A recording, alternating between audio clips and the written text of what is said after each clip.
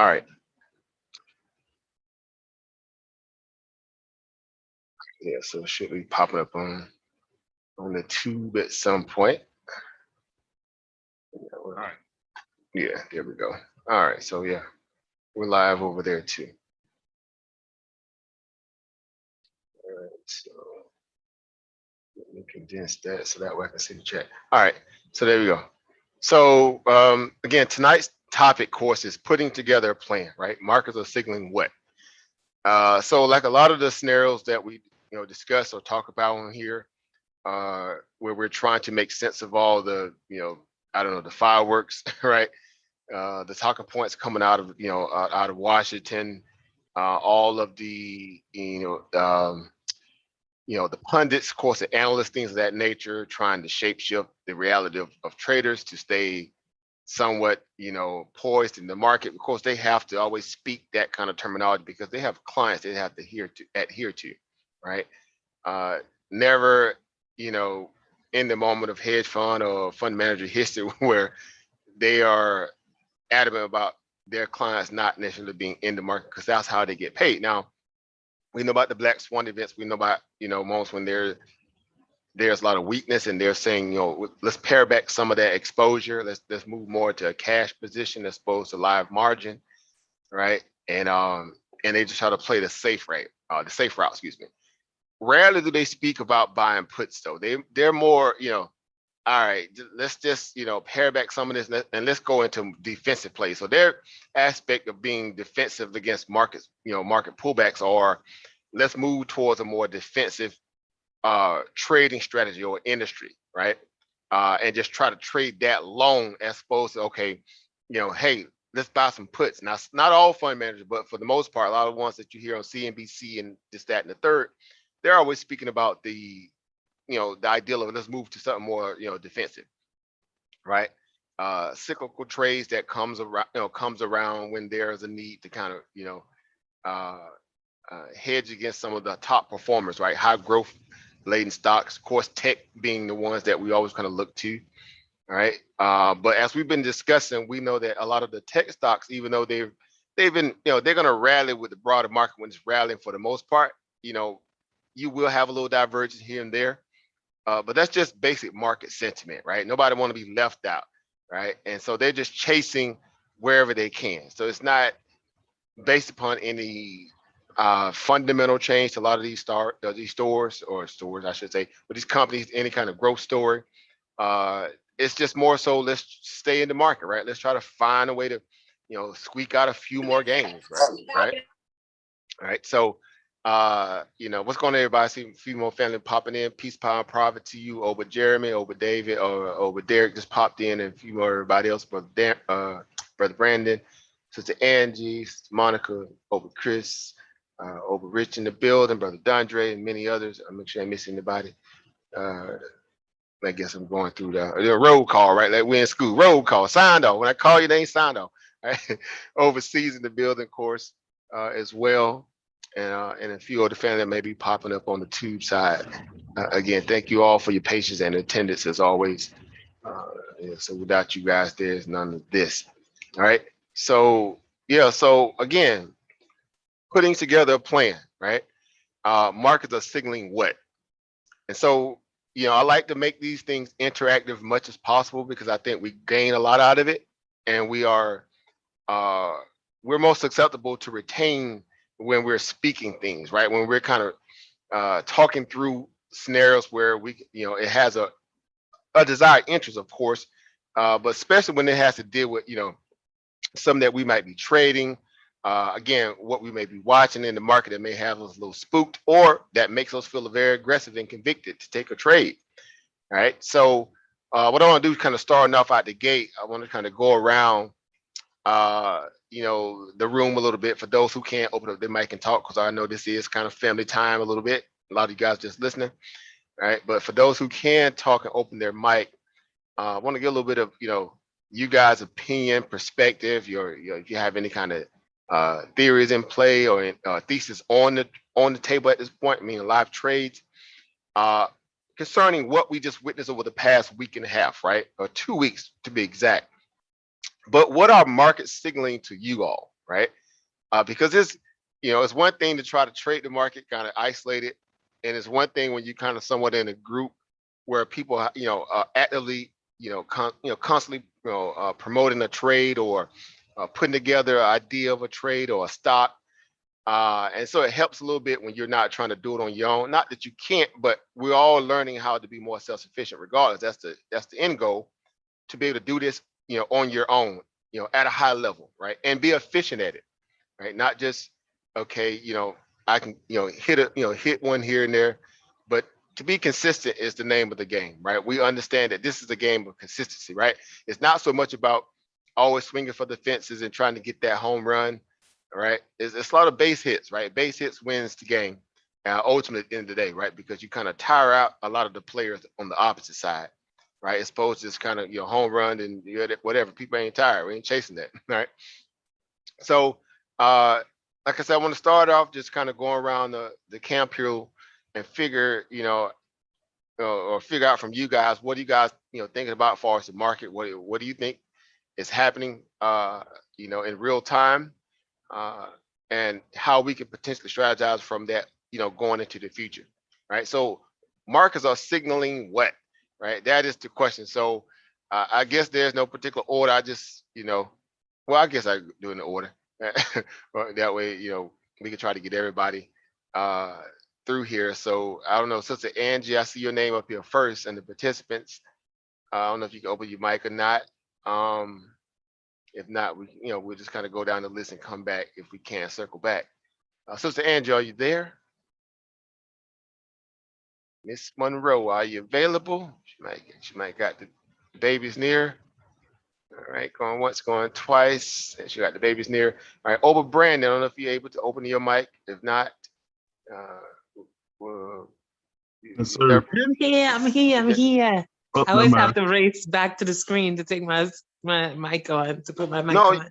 you're fine. If you had your hands full, I can come back. I was gonna circle back anyway, so no No, worries. I'm here though. I'm here. I'm here. All right, Yes, well, sir. yeah, let's go on and get it popping with you then. So based upon, again, we've been talking a lot about markets. A lot of the moving parts have made the market become what it has, proven to be today, right? Mhm. And again, I want to kind of get a little bit of you guys' perspective, see what's going on, right? What are you seeing? What do you think the market is doing? What's the market signaling to you, right? Again, be it a Mhm. bearish or bullish signal, be it just neutral, whatever. So Mhm. starting out with you, I mean, what are the markets signaling to you right now? Okay. I wish I could show you my screen, but on my phone I You can. can't. Yeah, well, you Not can on my share. phone. Not from my Oh, phone. But you in mean it the won't allow you to studying that I'm share? doing with like the Forex, which I'm not really, since I've moved, I haven't been trading a lot or haven't been putting in a lot of trades at all, but I'm really just studying trend lines and patterns and all of that. But in my Forex with the USD and JPY, I noticed that on the larger, in the bigger picture, the larger picture, market's moving exactly how it usually moves around this time. It's, I think a lot of stuff is this propaganda machine that kind of sparks different behaviors of, buying and selling and different volatility, whatever. But when you're looking at the big picture, you look at something that's going on at a normal pace, right? Like if we look at a trend line that represents maybe a monthly, the monthly trend, you'll see a pattern that is actually applicable to how do I want to say it? There's a descending wedge. No, there's a ascending. Let me look at it. I'm sorry. What particular ticker are you speaking of in general, I'm looking at the specifically? US. I'm looking at a Forex trend. I'm just using that Okay, as just an Forex. example. Okay, got you. USD, the USD JPY pair, and Okay, I'm okay. seeing a descending wedge. But the trend, right, within the descending wedge is about to have like they're about to do a sell. They're consolidating. I'm on the weekly chart right now. It's consolidating. It's about to like come down. It's in a larger descending wedge pattern, which means it's gonna shoot up. Let me see. It's gonna continue on this descending wedge pattern for a while. It's moving within this large descending wedge from between like 100 and I would say like $120 and $100. It stays within that same price. So in our regular trading, the stocks, the prices don't seem to jump like from zero. It doesn't jump more than like $20. It's all within that same price range from 0 to 20. You know what I mean? Right. And I'm looking at it here too now because I want to make sure I'm kind of right on par with where you at here mentally. And now, of course, the forex is an extension of the overall global markets in itself. When we're talking about currency pairs, we're talking about again, what are you know how are other countries faring, right, against our dollar, basically. You're using the USD as the kind of standard or the staple currency. Now, fundamentally, what do you think may be causing either, from what I'm looking at here, just on the weekly chart, I see a lot of consolidation here, going back as far as, course, mid-March, whatever. USD JPY just kind of been in, it just been going sideways, right? Now, there's some pips, a lot of pips in that too. Of course, these are micro moments that you guys get to capitalize on, inside of those weekly candles. Now, even though they're not what we're used to maybe on the equity side, but that's a lot of money still wrapped up in that. Of course, you got to put on a decent amount of lots. Yeah. Right. So it's a different ball game, but ultimately, when you step back and look at the broader picture here, you see a lot of consolidation, right? And if you take it back to the beginning of the year, you're almost having somewhat of a cup and handle trying to present itself to a degree, right? On a bigger picture, on a year, on a what they call year to date. But yeah, it's just kind of stuck in this little trend here. And so again, if we put a fundamental story behind that too, what will be the fundamental story why you think the USD JPY pair is somewhat just kind of trading in this little channel here? Is there anything, internationally, globally that you're watching far as I want to say it's that Cold War going on. I want to say it's that that stagflation, and it's it's this kind of a ping pong effect going on. But it just seems to me like the thing that I see more is that are the bedfellows, right? They're making money. It's the seesaw going on, the seesaw action. Right. But it's this inflation thing, it hits everybody. So what goes up must come down, I should say. Right. So again, a lot of the, I guess with diplomacy aspects surrounding around a lot of these nations. Of course, a lot of things they're dealing with too when it comes to COVID, and we know about all the supply chain issues, this, that, and the third. That's really got a lot of these, and it's interesting. We're gonna get into that a little bit this evening too, with some of these companies that they have a lot of exposure to, depending on Asian markets to kind of fulfill their products, right? They get a lot of their goods and services from over there. This is how they make a lot of their money as well, because they depend on these Western, companies coming to them for services, right? Or, for whatever. So USD JPY, of course, when we think about Japan, well, the old schools aspect of Japanification, right? We know that they kind of price themselves through, exorbitant, printing money, where somewhat they kind of price themselves out of the market, right? Their own market, the economy is just been kind of being in the negative interest rate, like dang near like forever, it seems. But they still innovate. They still have a lot of ingenuitive, innovative things to bring to the the global markets as a whole. It's just that they're trying to dig out of this hole because again, they got a little too liberal with the printing press, right? They got so excited to be a central banking, juggernaut that they took it to the extreme, right? Kuroda is the guy, right? Before him was another guy, but Kuroda definitely, right? He's the Japanese, I guess central banker. right, They over were there. they were suffering that zero population growth also. Right, and then that's another thing. Yep, going into that aspect of their existence as well, right? Basically, being a zero birth rate, they don't have enough young people who are interested in staying there and kind of retooling their, their situation, right? Because they're trying to, country hop, right? All in Europe and America, So a lot of these little, countries like that, they're up against the clock in a lot of ways where they're trying to keep retention, right? They're trying to have that, uh, I guess some good recidivism, right? In this case, of course, you say that trying to keep the people locked in the country or returning, and Right. even if they go off and come back, right? Get the education, come back, and then build out their scenario.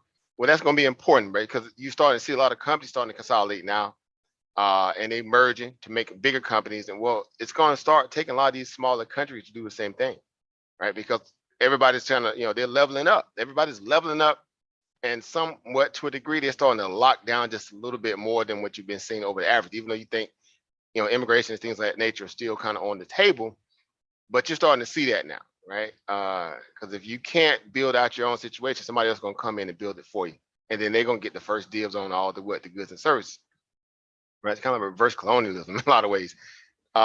So we'll get into some of that stuff later on this evening too, because there's a lot of things happening on that front on the immigration side that's also privy to policy values and things of that nature that needs to be discussed, only for the value that it may become a political football at some point when it comes to the equity markets trying to price this stuff in, right? Because there's still a lot of uncertainty out there that the markets have yet to just atone for or even account for, I should say. Right. So USD JPY, of course, again, we know that the Japanese market is again subjected to a lot of what our central bankers say. They're kind of more flunkies in a lot of ways, right? They do boys for our central bankers, right? Because they kind of move at our lead. I mean, went from our lead, right? They markets trade in a high efficiency value of correlation to what our markets, right? Rarely do the S&P 500 be down and Japan market is not down too. Rarely. So we know that to be, as well as the Nikkei market, right? If you guys not familiar with that, that's the Nikkei, right? That's their market. Nikkei 225, as you can see here on my screen here. So now tonight they're down, right? They have, again, some issues going on with the whole ideal of what? This Cold War that could potentially be turned into a hot war with China, right? So they're in a one-off event outside of our markets. We're slightly up bullish, right? Because we got, all the fake reason to be up, right? Because America gonna pump on anything, right? They don't care what's going on. They're gonna try to pump the market. So Exactly. yeah, Exploit. right. They're gonna exploit everything. So the divergence that you're getting tonight is based upon the information that's coming out of what the China and of course, them they putting pressure on Taiwan right now. Japan is in the middle trying to stop, it from being, whatever. So they starting beef now. They got beef because they just saying, hey, why are you trying to pick on little Taiwan, right? They're a strategic partner for a lot of everybody else, right? Especially part of the central bankers because a lot of goods and services that come out of that area goes to what? Europe and America. Let's keep it 100, right? And Yes. Japan wants that relationship to stay what? Fluid with America and Europe because they're benefiting off that, having that somewhat like a moderating wrench, right? For the in the central banking world, right? They got somewhat get a pass, right? They get bailed out and they have considerably what they consider to be like a big brother role, a big brother, behind them if it ever gets real nasty. You know what I'm saying? If that makes a little sense. So right now they're like you said, they are in that Cold War environment, and that's what's causing, of course, the USD JPY to kind of stay in this little trench right here, right? It's just stuck in the channel, right? And like we've been discussing, uh, you know, we're purveyors of learning how to read charts properly so we can make the best out of it. So first thing we do, we always split that thing, put it in the channel, right? Put it in the box, right? Put it in some kind of form of a perspective of context where you can you can trade it better, right? You can read it better, right? So clearly you see what's going on here where it's just stuck, in this channel here. Let's change the color of that See the bar. volume. Yeah, right. And so you got a top and you got a bottom, right? Now you're just bouncing off the what? This little midline, trend line, the gun line. right at the 20-day moving average here, of course, on the weekly chart, because since you're using the weekly, I want to make sure I stay true to what your eyes are seeing. I use you- the 2-minute chart when I trade, but I look at the weekly and the monthly just to see the overall, especially when they're doing this consolidating. I look back and squeeze it in a little bit so I can see the shape. Right. And that's a part of, again, a great overlay of understanding how the technical analysis really works. When you want to look at bigger perspective, bigger picture, you always do what? Bigger time frame, right?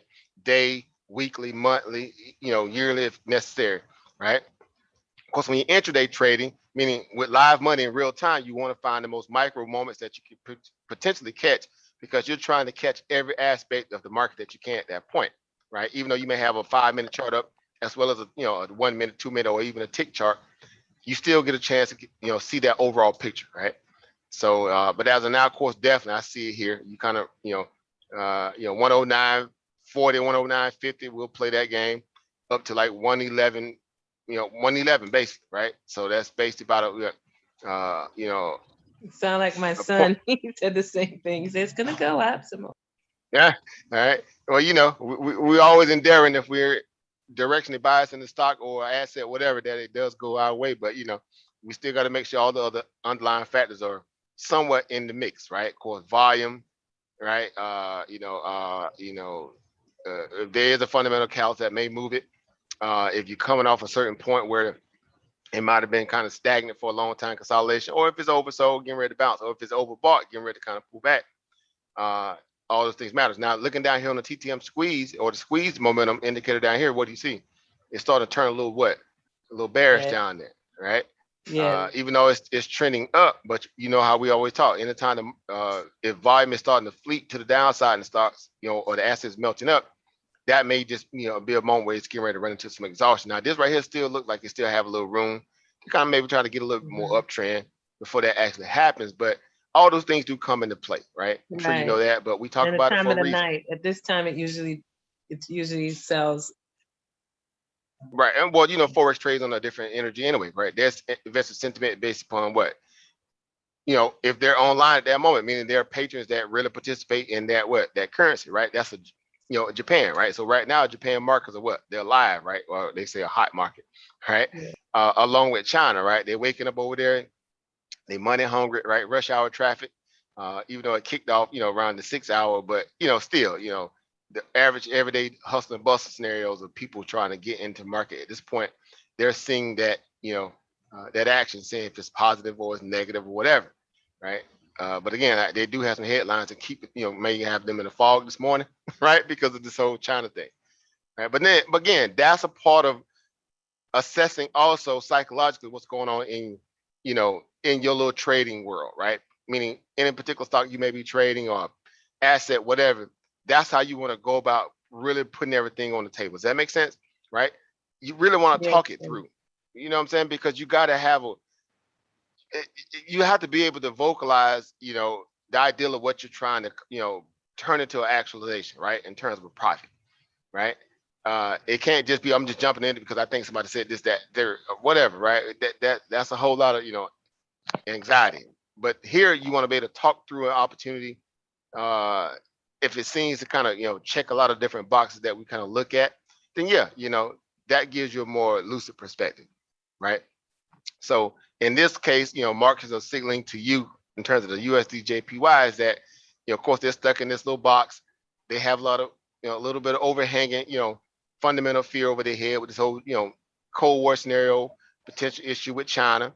And then they still subjected to all the stuff that's going on around the world globally through supply chain inflation, and basically a lot of these supply chains are on ice, right? They're shut down or moving at basically least capacity, so that hurts or affects their GDP, right? When you think about a currency pair, we're talking about GDP basically, right? What's the gross domestic product look like based upon them being able to move products and services, right?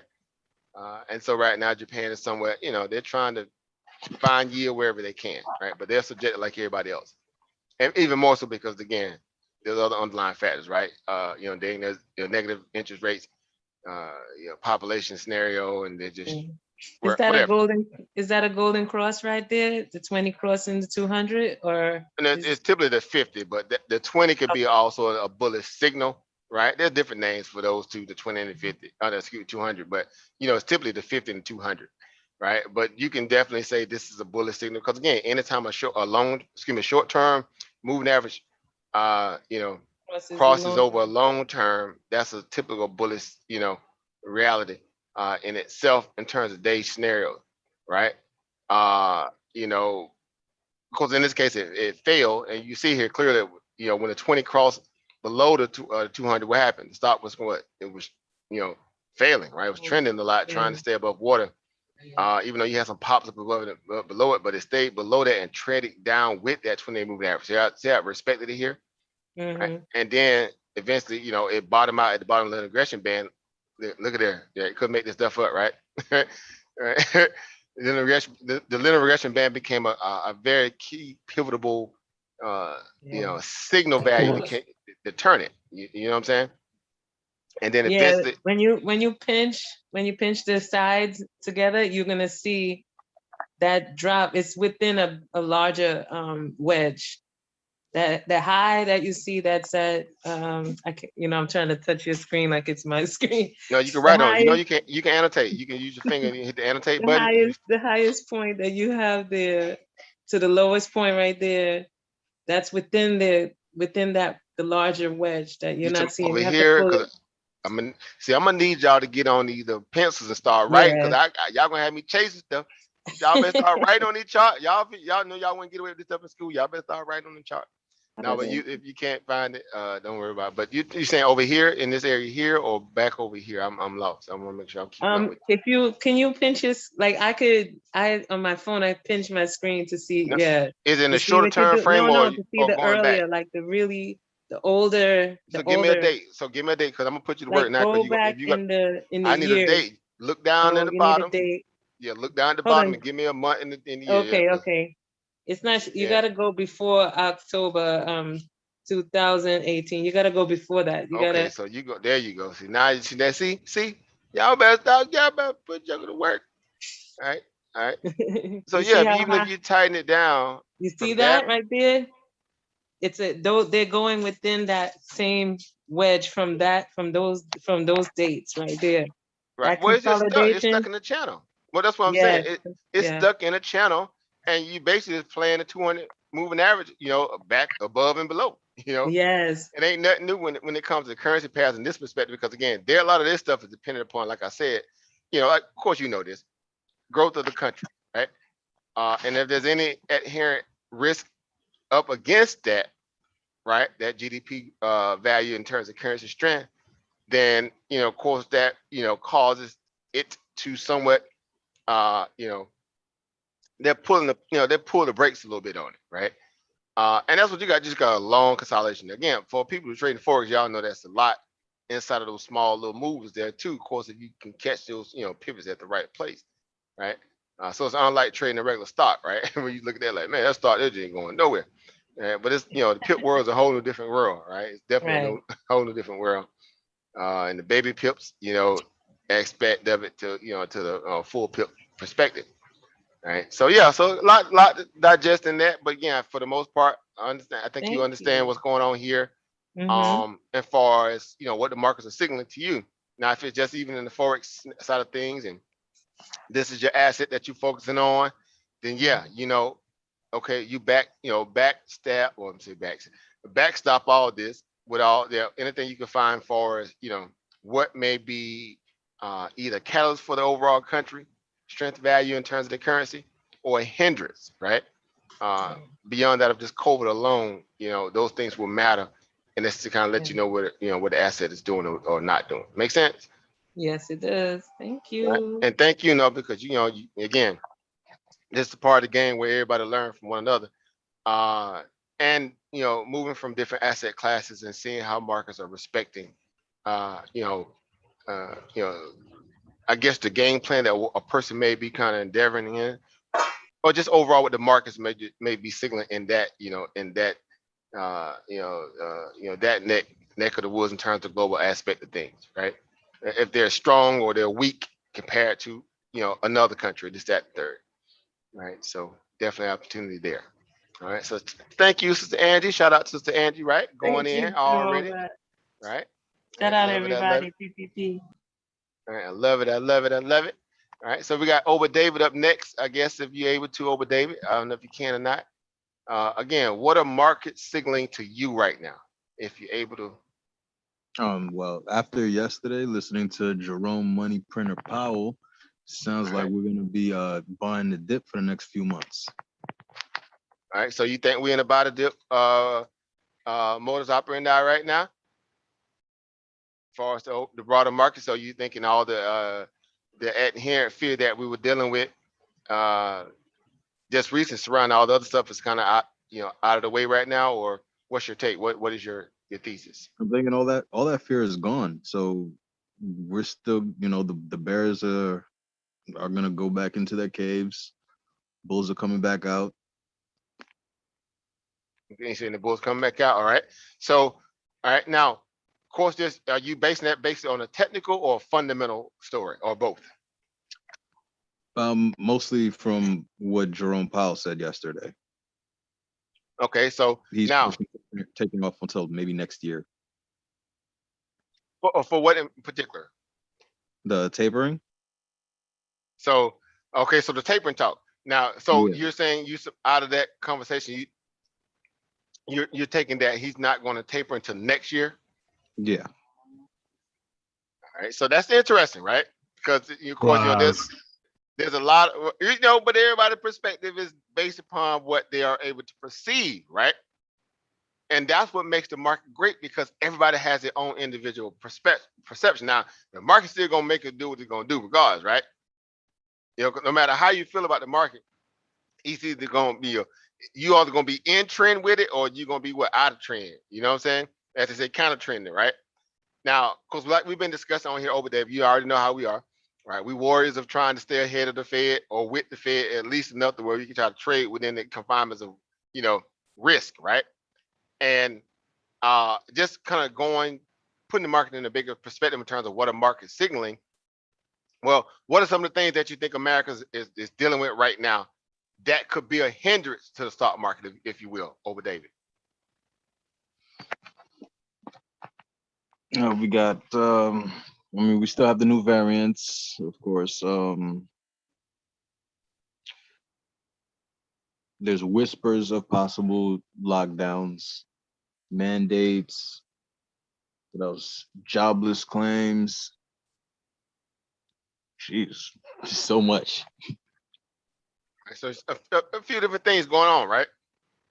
So if you put all those things into some form of hierarchy system, right? Okay, which ones really probably have a more effect on markets as opposed to others, right? Because that's typically what analysts do, right? They're always trying to price in, perceived problems, right? As the saying goes in Washington and on Wall Street, right? Markets love climbing the wall of worry, right?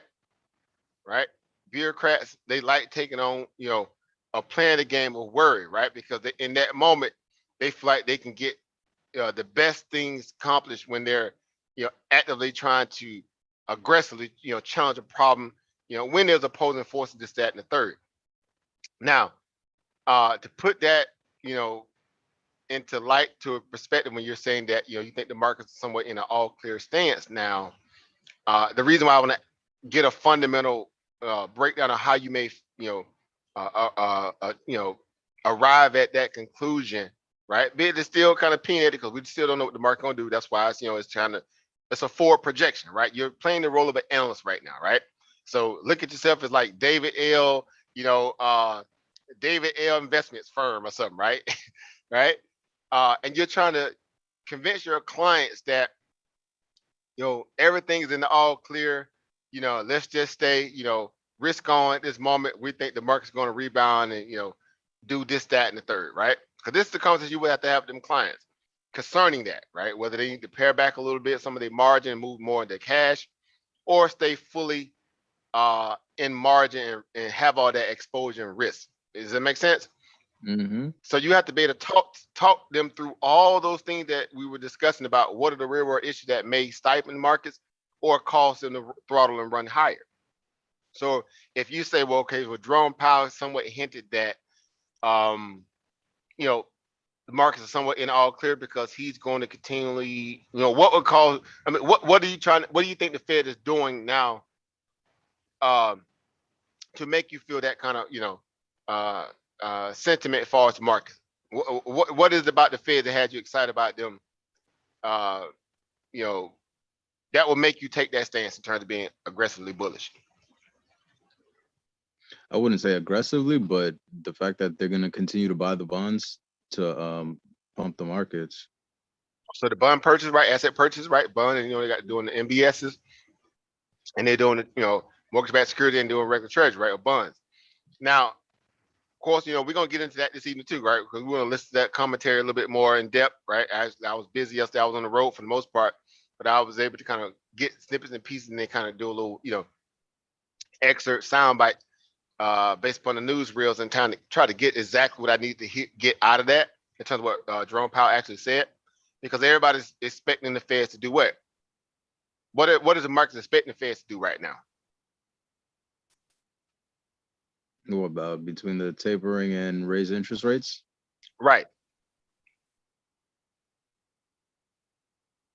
Are they more of the mindset that they're gearing up for the taper, or they're just saying, we're not gonna get that and we just gonna keep riding? We think we're in the all clear. What do you think the markets are signaling from that perspective? I'm thinking that they're gonna keep riding it. Now, is that Jerome Powell energy, or you thinking the market really, really feels that way? Oh, the market itself? No.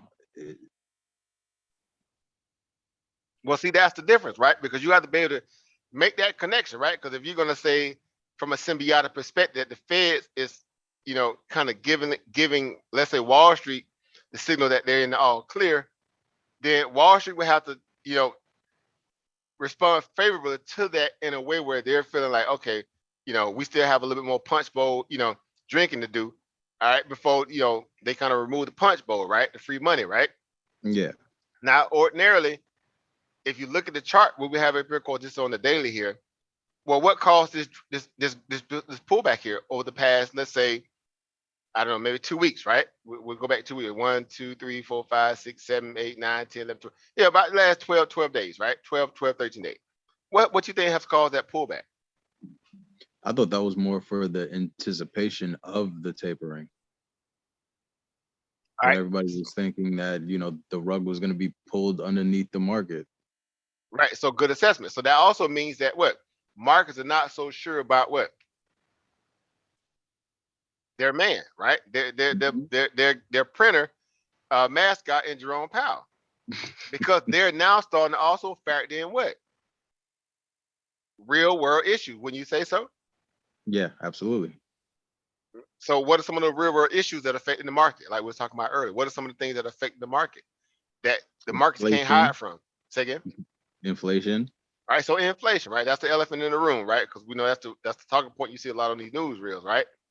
Right now, there's still COVID, and there's also, the whole unemployment thing, right? Mm-hmm. So the Fed's been saying that their only way that they're going to taper is they have what? Maximum what? Employment growth. And try to rein in on what? Some of the what? The inflation? Inflation, right? Right. So have they been able to achieve any of those mandates? The inflation they surpassed, and the unemployment, no. Well, not what he wants. What Jerome wants. Now that's interesting. What he wants, right? Because if you listen to the last meeting they had at Jackson Hole, right? That Jackson Hole online meeting, he essentially said what? That we've actually met all of our mandates. The only pause I have is the fact that the Delta variant at that time began to spike back up. But it was like, if that began to subside based upon the data, whatever, then by all intents and purposes, we've somewhat pretty much have already achieved our mandates. because obviously inflation is running rampant at this point. Now because if it gets too rampant, it becomes what? Stagflation, right? And Mhm. then it really makes the Feds look like like a bunch of liars or some fools, right? And that biggest thing is not to be made out to be what? A liar. Because now people will say, well, you had a chance to fix that early on, but you did not. You just kept what? Printing money, right? And to the level that it actually hurt the economy. Make sense? So they will say something like, excuse me, at this point, the cure is worse than the disease, right? Yeah. And that's essentially what's starting to happen because where rich people or government officials or people that nature who kind of live in a box, right? They live in a vacuum. Main Street people are feeling the brunt of this, right? They're feeling the brunt of all this. Prices of goods and services going up, right? Food and energy. Those are necessity items. Would you agree? Absolutely. So if the price of those items are going up for average everyday people who barely got jobs, who barely employed, right? Who barely can keep a roof over their head, right? Well, that would seem to be more of a bigger problem than, let's say per se the markets are trying to assess that these things don't exist. And so because of that, they wouldn't have the fear and what you saw in this ideal of the Feds getting ready to taper to just pull back the markets, right? Because again, even if you say, well, we were just kind of overbought. Well, okay, you know what I'm saying? The further we go back, the more you're gonna see we were always overbought, right? It's just one big, move to the upside, over and over again. You with me there? Hmm. So it's not so much a technical thing, then more so the ideal that they're solely they're dependent upon the Fed keeping them what in the game. Yeah. But the Fed then already ran the score up. Everybody's tired. Markets can only do so much. And here's the deal where your key marquee players have to be able to what? Earn their keep. But they're starting to have problems too, right? So who are some of the bigger players in the market that keep the market propped up? If you had to think about individual stocks, what are some of those big stocks? Apple, Microsoft. We go with Tesla. A lot of these Facebook. big, right? A lot of these big tech companies, right? The FANGs and all those, right? Right. Mhm. Now, some of the issues that they're dealing with, is Apple having any major issues right now as far as their supply chain? Yeah, everybody's going through chip shortages. Right? And amongst the other small stuff that they also got to deal with, right? Hmm. So that means from an organic growth perspective, they don't really have true organic growth, or do they? No, not at this point. Not right now. So that means the market is not really moving on organic growth or organic strength or natural, GDP growth because everybody's doing well. It's solely dependent upon an injection from the Feds. Would you agree with that? Absolutely. So if Since all those things, go ahead. I'm sorry. Go ahead. no, I mean, wasn't that what the situation was for the past almost a year now? But it has to failure. But see now that the fact that you overshot, or they call you when they're overshooting, they've overshot their mandates. Now it becomes a problem for markets as opposed to what? A No, as cure a solution. Yeah. or it's a solution. Make sense? So markets can only take so much, right? Historically, if you go back and look at any moment we have any kind of form of necessary QE, right? Quantitative easing, and or a need for the Federal Reserve to step in and try to backstop market. Because now they've made it kind of a mandate that now if we have any kind of economic headwinds, they feel like they got to rush in and try to fix the market because somewhat Congress has given them the green light to do so in the Treasury, right? This is not their typical mandate, mind you. If you ever go look at what the Federal Reserve is supposed to actually be doing, you be like, well, how did they get in the business of buying stocks and doing other kind of stuff like this? Just being honest, right?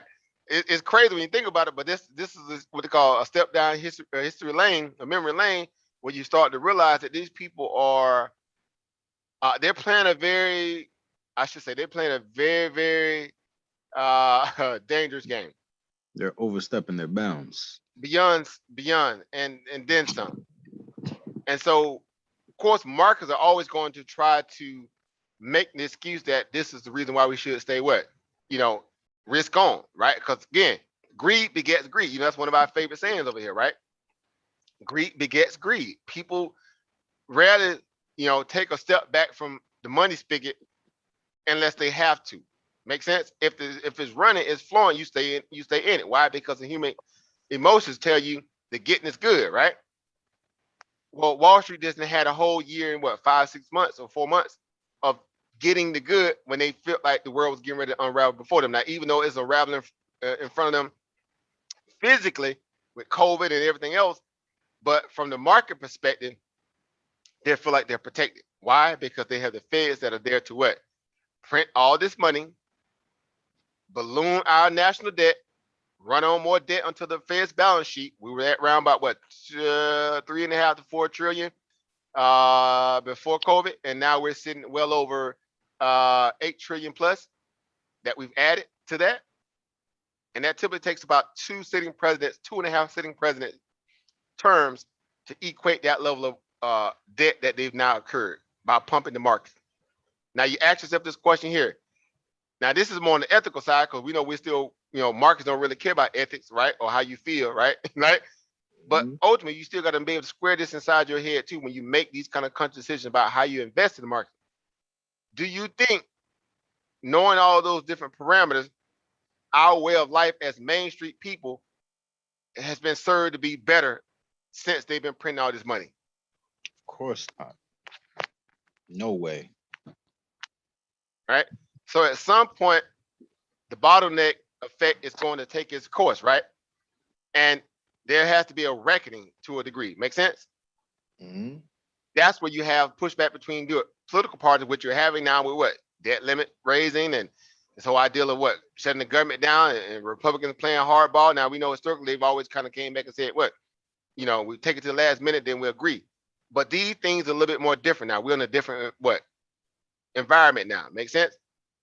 Yeah. Because of all the other political pressures and all this other stuff that's going on. Sometimes time is worse when it comes to this thing because they've already kind of overstepped their boundaries. They've already pushed things to the limit. And now, your Main Street side of the house are having more problems that money can't fix alone if it's not really going directed straight to their problems and not necessarily the markets. Does that make sense? Yeah. Right? Market participation is only serving those who own assets. That's why we over here, right? Of course, that's why we in this industry, right? That's why we come in here to learn, to train, to get better and understand how this thing works. Make sense? But for a lot of our family members and our friends and peers, they have no clue. Would you agree with that? Yeah. They're subjected to whatever the government says or whatever, right? But they don't understand what's really happening, how they're being basically robbed. Their future generations are being robbed now for the betterment of how market participants can benefit from it now with all this liquidity printing, right? That's just pumping up the stocks, so to speak, or pumping up the market. Again, at some point, it has to meet some kind of form of equilibrium where the markets have to return back to some kind of form of sanity. Would you agree with that? Sooner or later. Now, even though we know markets can remain irrational longer than then you can remain solvent, right? You run out a lot more money than think the market going to continue to just or adhere to what you think it's going to do. But when you have a point where when you see something like this on the charts here, this kind of these big bearish engulfing candles, right? And now you're just having a retrace bounce. Of course, at this point, it's obvious, right? The market's just trying to retrace bounce to get back to some kind of form of equilibrium. But when you look at the chart here, as we're being, trained to, does this look more of a bullish trend or still more of a bearish trend, despite this bounce off these lows right here? What do you say to that? Yeah, that's bearish. So you think it's still more bearish energy still left in the market, right? Yep. So that means, regardless of how we may feel about what the feds have said or not have said, because keep in mind, this is all the Fed stuff, right? 434 back up to basically what, 444. So they got a 10-point bounce. We'll agree with that, right? They got about a 10-point bounce off, from that point, meaning from yesterday till today, they got about a 10-point bounce off, the ideal of what the Fed may have said or may not have said, right? That's basically how that works in that perspective, right? to keep the markets feeling good. Now, ultimately, either we're going what, tank and go lower, or we're going to bounce. Now, from a technical perspective, we already know that we kind of feel a couple gaps recently, which also caused the market to have a level of somewhat of a pause before a particular a next potential run to the downside, or at least a point where you can pause there. Okay, let's get a little bounce here, and then we'll sort out all the the carnage lately that we just came out of. Does that make sense? Is that what's forming now? Would that be considered a dead cat bounce? Good. I was headed there. Like, that's why I was saying I want you to, from your assessment of the fundamental game plan, what the markets are signaling, and also, fundamentally and technically, what are you seeing here, right? Now, technically, that's exactly what I was thinking, that it could possibly be either or. It could be a dead cat bounce, or we might go up, but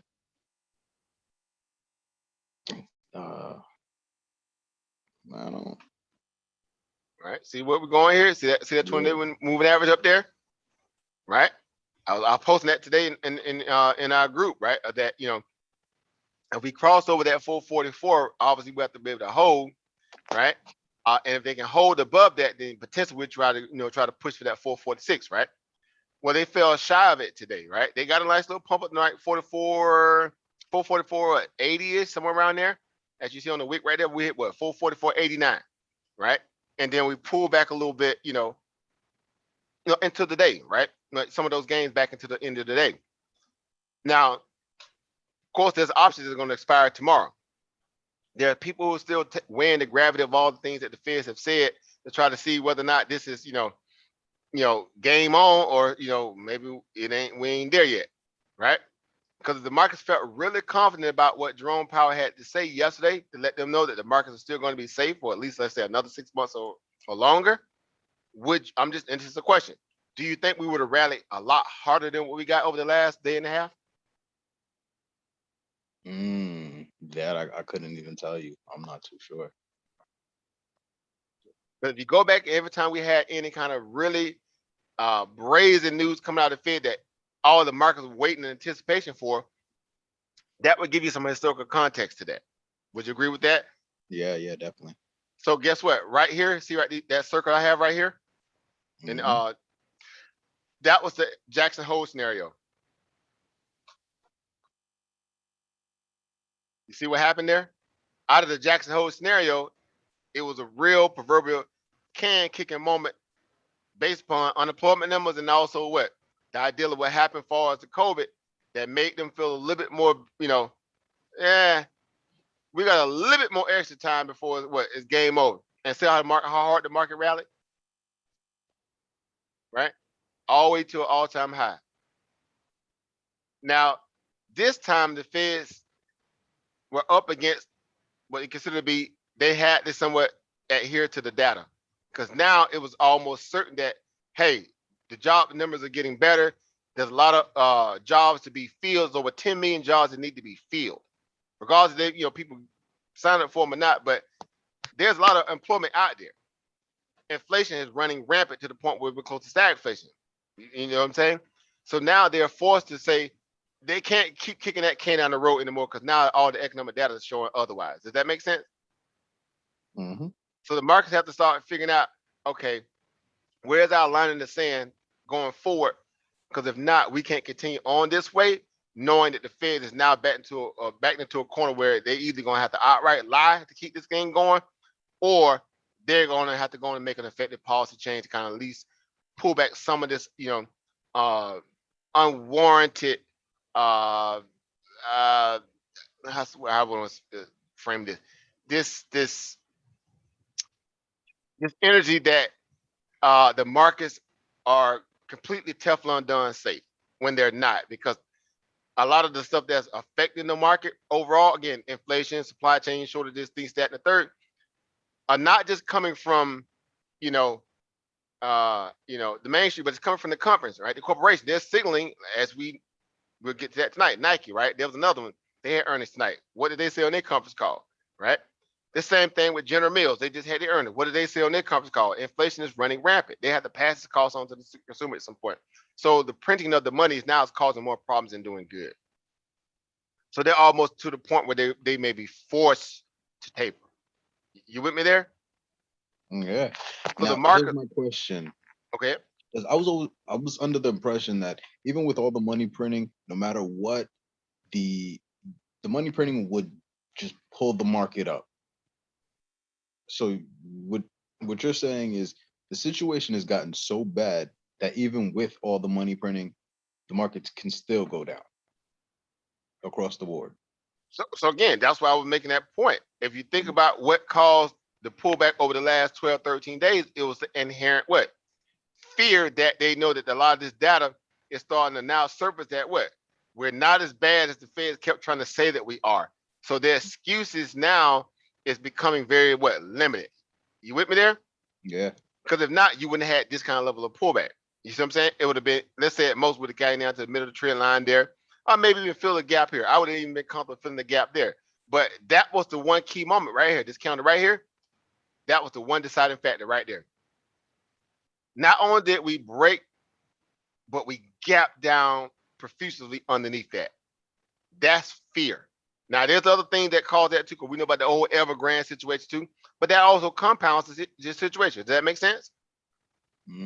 Yeah. Right?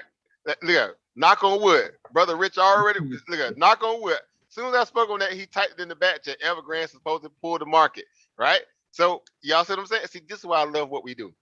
See, alike minds, man. Knock on wood.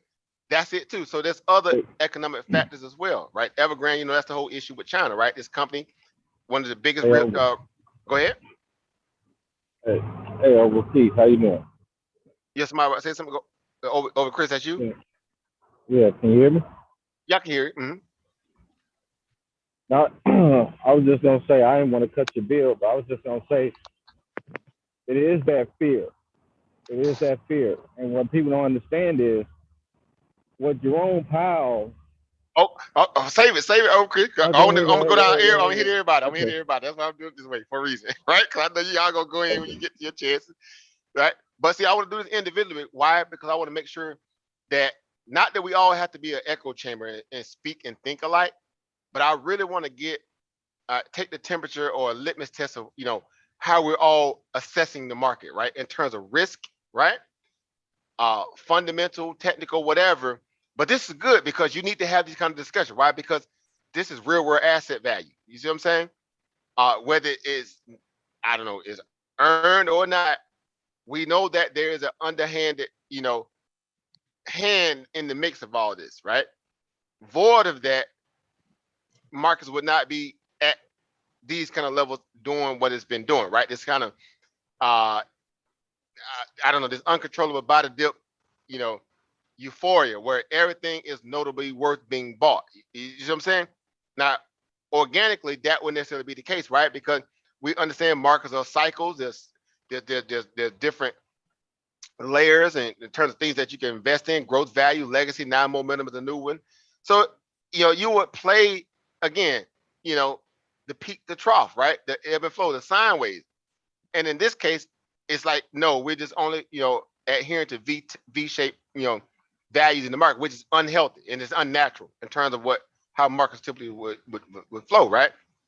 And so, in me saying that, Brother David here, if we kind of, resurface that what we were discussing in that perspective, I know Oprah Chris can go in when he get to him, right, and a few others probably.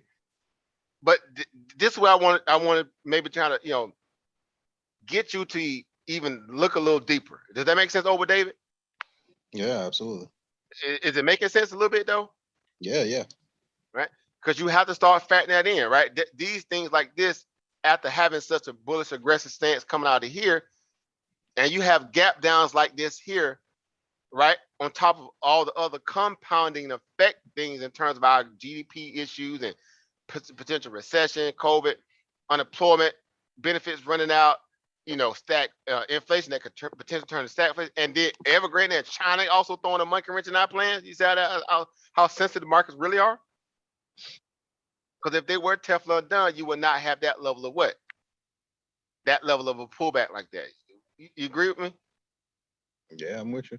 Well, I'm only going to say that because why? If we go to the charts are not going to lie. Look at the charts. We had issues all through this.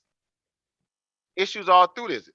But you notice that even through those moments when we had issues and all this here, even when those candles, look at them candles right there, red, but they still in the uptrend.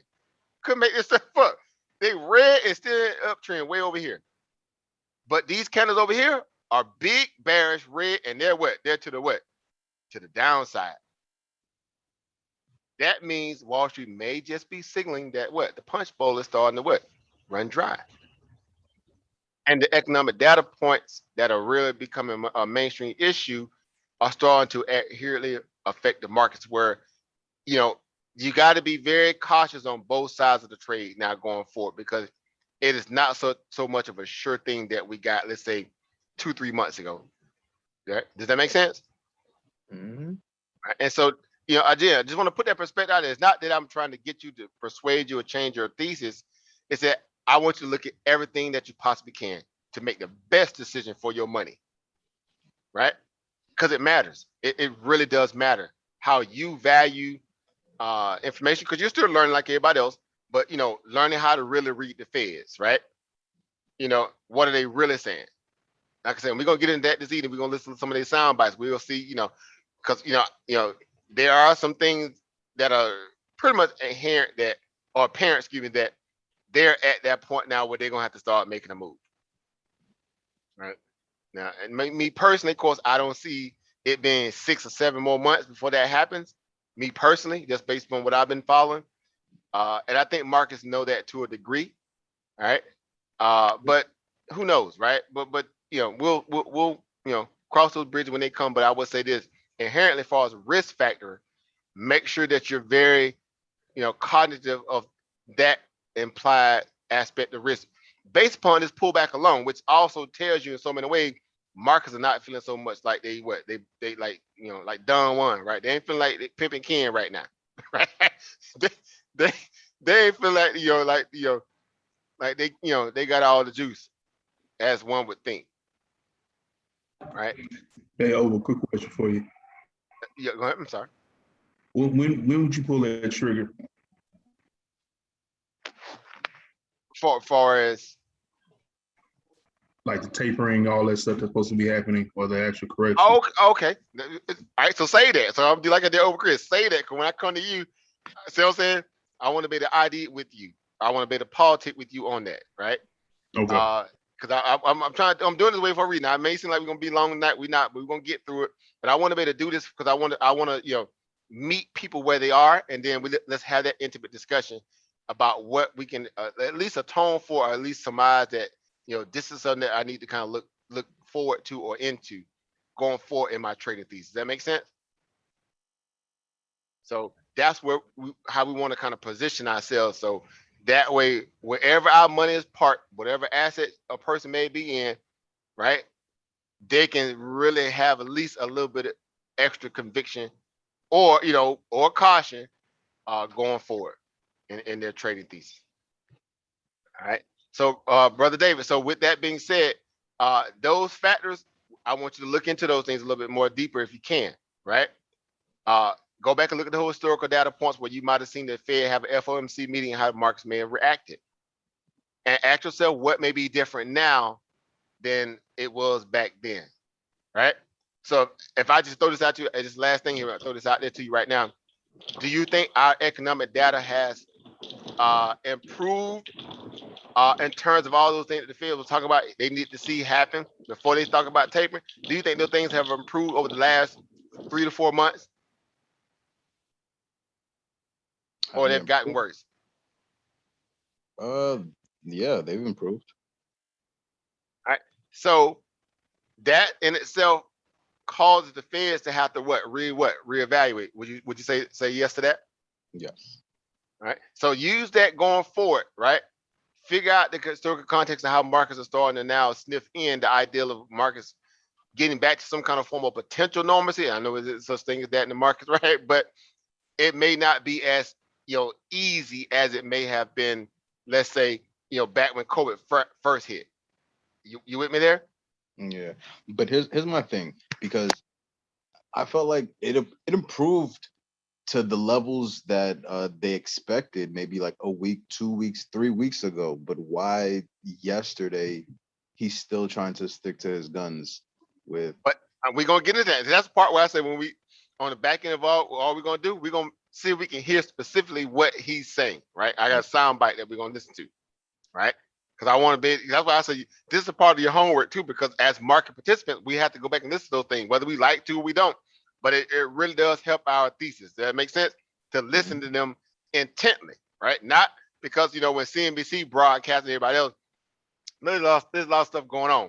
But when you go back and listen to those things over and over, a couple times, you're like, oh, okay, hold up, right? Hold up, big swole up. Now, you try to slip that one there through the cracks, but no, you know, so it has to be that kind of level of intent of listening when you go back and listen to it again and replay. Mhm. All right. Gotcha.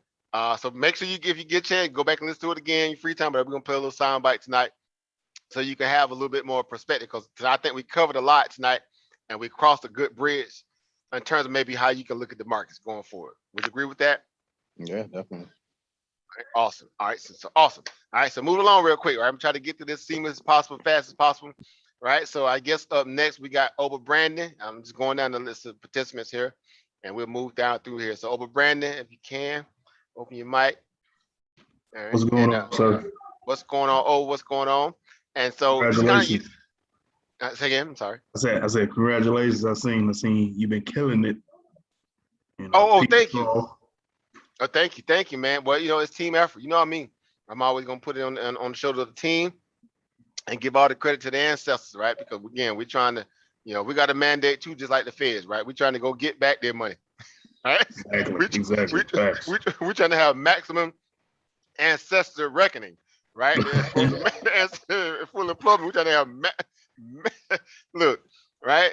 Trying to get their money back. So All over. you know, so that's just what, you know, we plan for. We try to read the market as best we can, and you know, it's working, right? Until it, you know, it causes us what switch up our game plan. But we prep, you know, we prep for this, we plan for this, Right. and we execute it, you know. And that's the fun parts about markets, where you really take the time to understand it. Well, it will yield the fruit that you need. Does that make sense? Right. Yep. And that's when you remove emotions. That's when you remove biases. That's when you know, you realize that the study aspect of your career, you know, it has merit. It matters, right? If we do it for buying a house, to buy a car, to buy a shirt, to buy some shoes, and you're researching this and that and the third, well, we could do the same when it comes to us trying to put together an idea to make our money have value and merit, right? And so that's the great thing about it, because again, there's no cap, there's no ceiling. You can make much as you can obviously can hold, right? If you have, you know, the capital and the knowledge to put it into play. Right. That's why I love this stuff, because again, any given day could be a banger day. Right. And you can maximize it, or you can just take a little bit, doesn't matter, but it's still great. So with that being said, what are market signaling to you right now? Again, given all that we've been talking about, what you've been seeing yourself, you trying to make the best of this that you can, like everybody else trying to, read between the lines. We know that the government is double talking like they always do. Right. Right. And that's one of the factors for me. I mean, like what Jerome Powell says, and like what you just said, like the market normally rallies, but it didn't do it like it's supposed to, and then seeing that dead cat bounce before those 3 candles. I mean, like my sentiment is like, yeah, this is going down.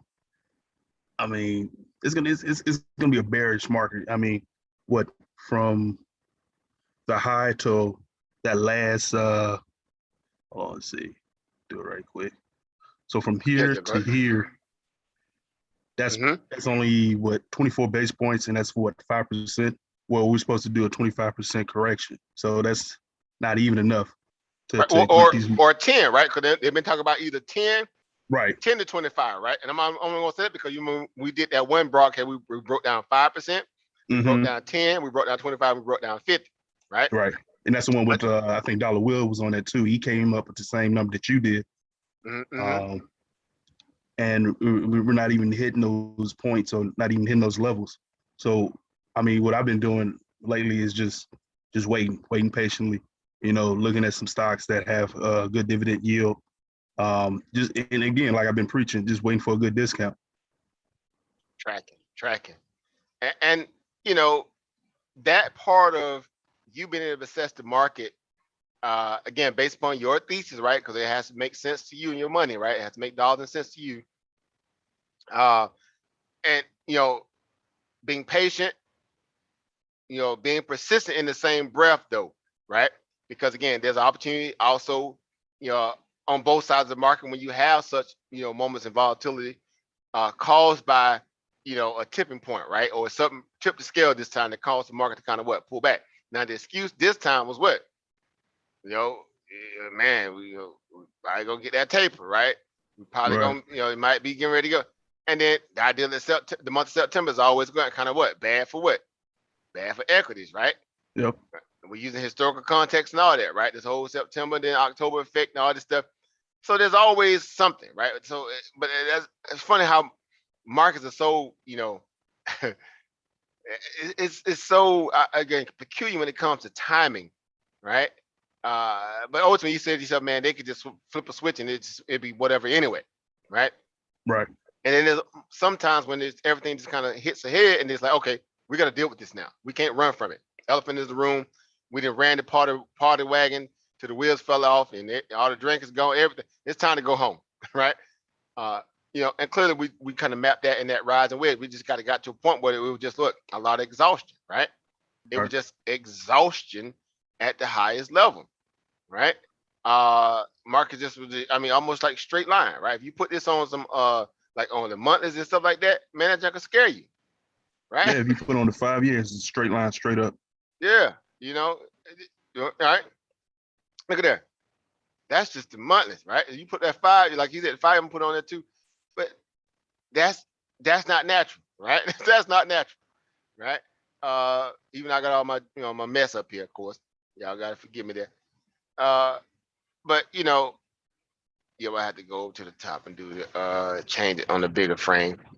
But you look at that, you like, man, it's just not natural. It's just not natural for markets to do that, right? But again, markets can remain irrational longer than you can remain solid. And we know that, right? We definitely know that. But in that same breath, we're not we're not void of understanding how markets work. That's why we study, we go hard to learn a lot of these things that are not popular to a lot of our circles and our peers. Make sense? Right? We're learning what we're Yeah. supposed to because we're citizens in this country, right? We're under the rulership of capitalism, whether we hate, like, love it, indifferent to it. But nobody want to, really learn it at the extent that these people sitting there making trillions and billions of dollars getting wealthier. And a lot of us just want to get a paycheck and go work for Mr. Charlie and eat popcorn and watch football and go to the club, right? That ain't living. Right. I'm speaking for myself again. I can't say it. Somebody might, man, that might be, hey, that sounds like a good life, right? But I'm just keep it real. But for me, I can't settle for less, knowing what I know now, right? It's kind of like somebody gave you a sneak peek into a movie that you've been thinking that you've been wanting to watch, but they just kept shutting you up. Now you get a chance to get a sneak peek, like, oh man, I got to get up in there, right? But that's how I feel about this, and I feel like if I could speak for everybody in attendance tonight, YouTube and also everybody's listening and paying attention, I think we all kind of can come to that conclusion. We're late. We should have got this, in our teenage years. Would y'all agree with that? If not earlier. Yep. Right. So if we're playing catch up, then guess what? There's a lot of things that where we get finagled through business practices, paperwork, this, that, and the third, not understanding how the system works, where they've kind of really, basically pencil whooped us. Those things are now, becoming, like, no, you can't get away with that now. You with me there? Because we're learning everything firsthand now from the extent where we understand that America's about what? The money, right? You got to follow the money, right? There's a trail leading to something, some entity, something, right? And in this case, there's no harm, no foul from the perspective that we have access to these capital markets where we get to dictate how, when, where, what we so-called choose to be able to use this to get what, to better enrich our lives. Make sense? Yeah. Again, I just think this is having the perfect time too, because during this time you see a lot of manipulation and you see a lot of cause and effect when it comes to the markets too, and then you're learning this, and then you're implementing this inside the actual strategies that you're making. So I mean, I think this is prime time for me right here. But yet again, like you said, we should have got this a long time ago. I agree, and that's what I always say too. It's never too late. And that was exactly why I caveat and say, a segue into the idea of knowing that it's never too late. Because some people have, they just so intimidated, they just give up before they even get a chance to get started, right? Because they feel like they missed. No, hold up, back up, hold up, Leroy, right? You gotta look at me, hold up, Leroy. No, it's never too late. Again, what happened last year until today? Biggest wealth transfer ever in American history. $8 trillion worth. Let that make that again. 8 trillion. And all you had to do is I just want to get me a little portion of that. Give me a tenth of that or eighth of that, right? That's a lot of money for eighth or a tenth of a trillion, right? Right? They let that marinate for a moment. Just playing around, right? But that's just the reality of this. So you're trying to, again, put it all into a box, make it make sense, and figure out, where can you plant you some seeds, right? But you got to know all the rules of engagement, as I like to say a lot. Don't be bamboozled. Don't be giddy. Don't be zealous. Take your time, think it through. Put everything that you can, particularly on the table, before you make that, that ideal of investment, or even a trade to a degree where you feel comfortable in the marketplace that you're dealing with, so you can kind of stay in alignment with the money flow. Make sense? So we were confident in what we talked about before all things broke down over the last week, let's say week and a half, and then 2 weeks now. We planned for this. Keep in mind, we did our rise and wedge before this happened. You know what I'm saying? People, again, y'all know this because y'all in the training, y'all see it, right? But somebody else may be like, man, y'all, this is after fact stuff. No, bro, we planned this. Did we not? Right? We planned it, right? Yep.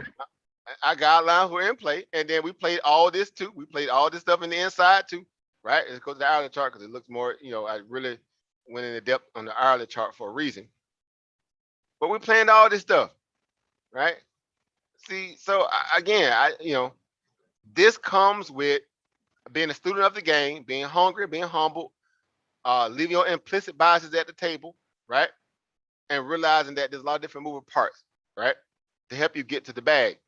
But above all things, this is education, right? This is education. It's hands-on education at that. This is what they call OJT, right? Some of my old school people, y'all know OJT is, right? On the job training, right? And you got to love this stuff. Why? Because if you learn how to do this correctly to the degree where you can stay on top of all those things, those moving parts, and get stronger in your understanding of how politics and money works, government value-wise, right?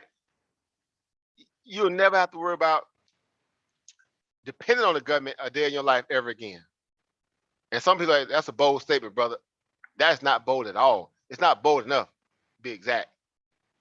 Because again, you think about all the money that you've blown over the years. If you had the strategic game plan in your head that you are gaining now, back then, 10, 20 years ago, where would y'all be today? See, that's grand opening, grand closing right there. See what I'm saying? You know where you would be, right? So that's why this stuff matters. No matter how you may look at it sometimes, like, yeah, I don't know if it matters or not. It matters. And they're not teaching this in school. Are they? Right? Definitely not grade school, which is tragic, right? How you gonna be? All right, let me leave that alone before I go on my soapbox on that one. But y'all get it.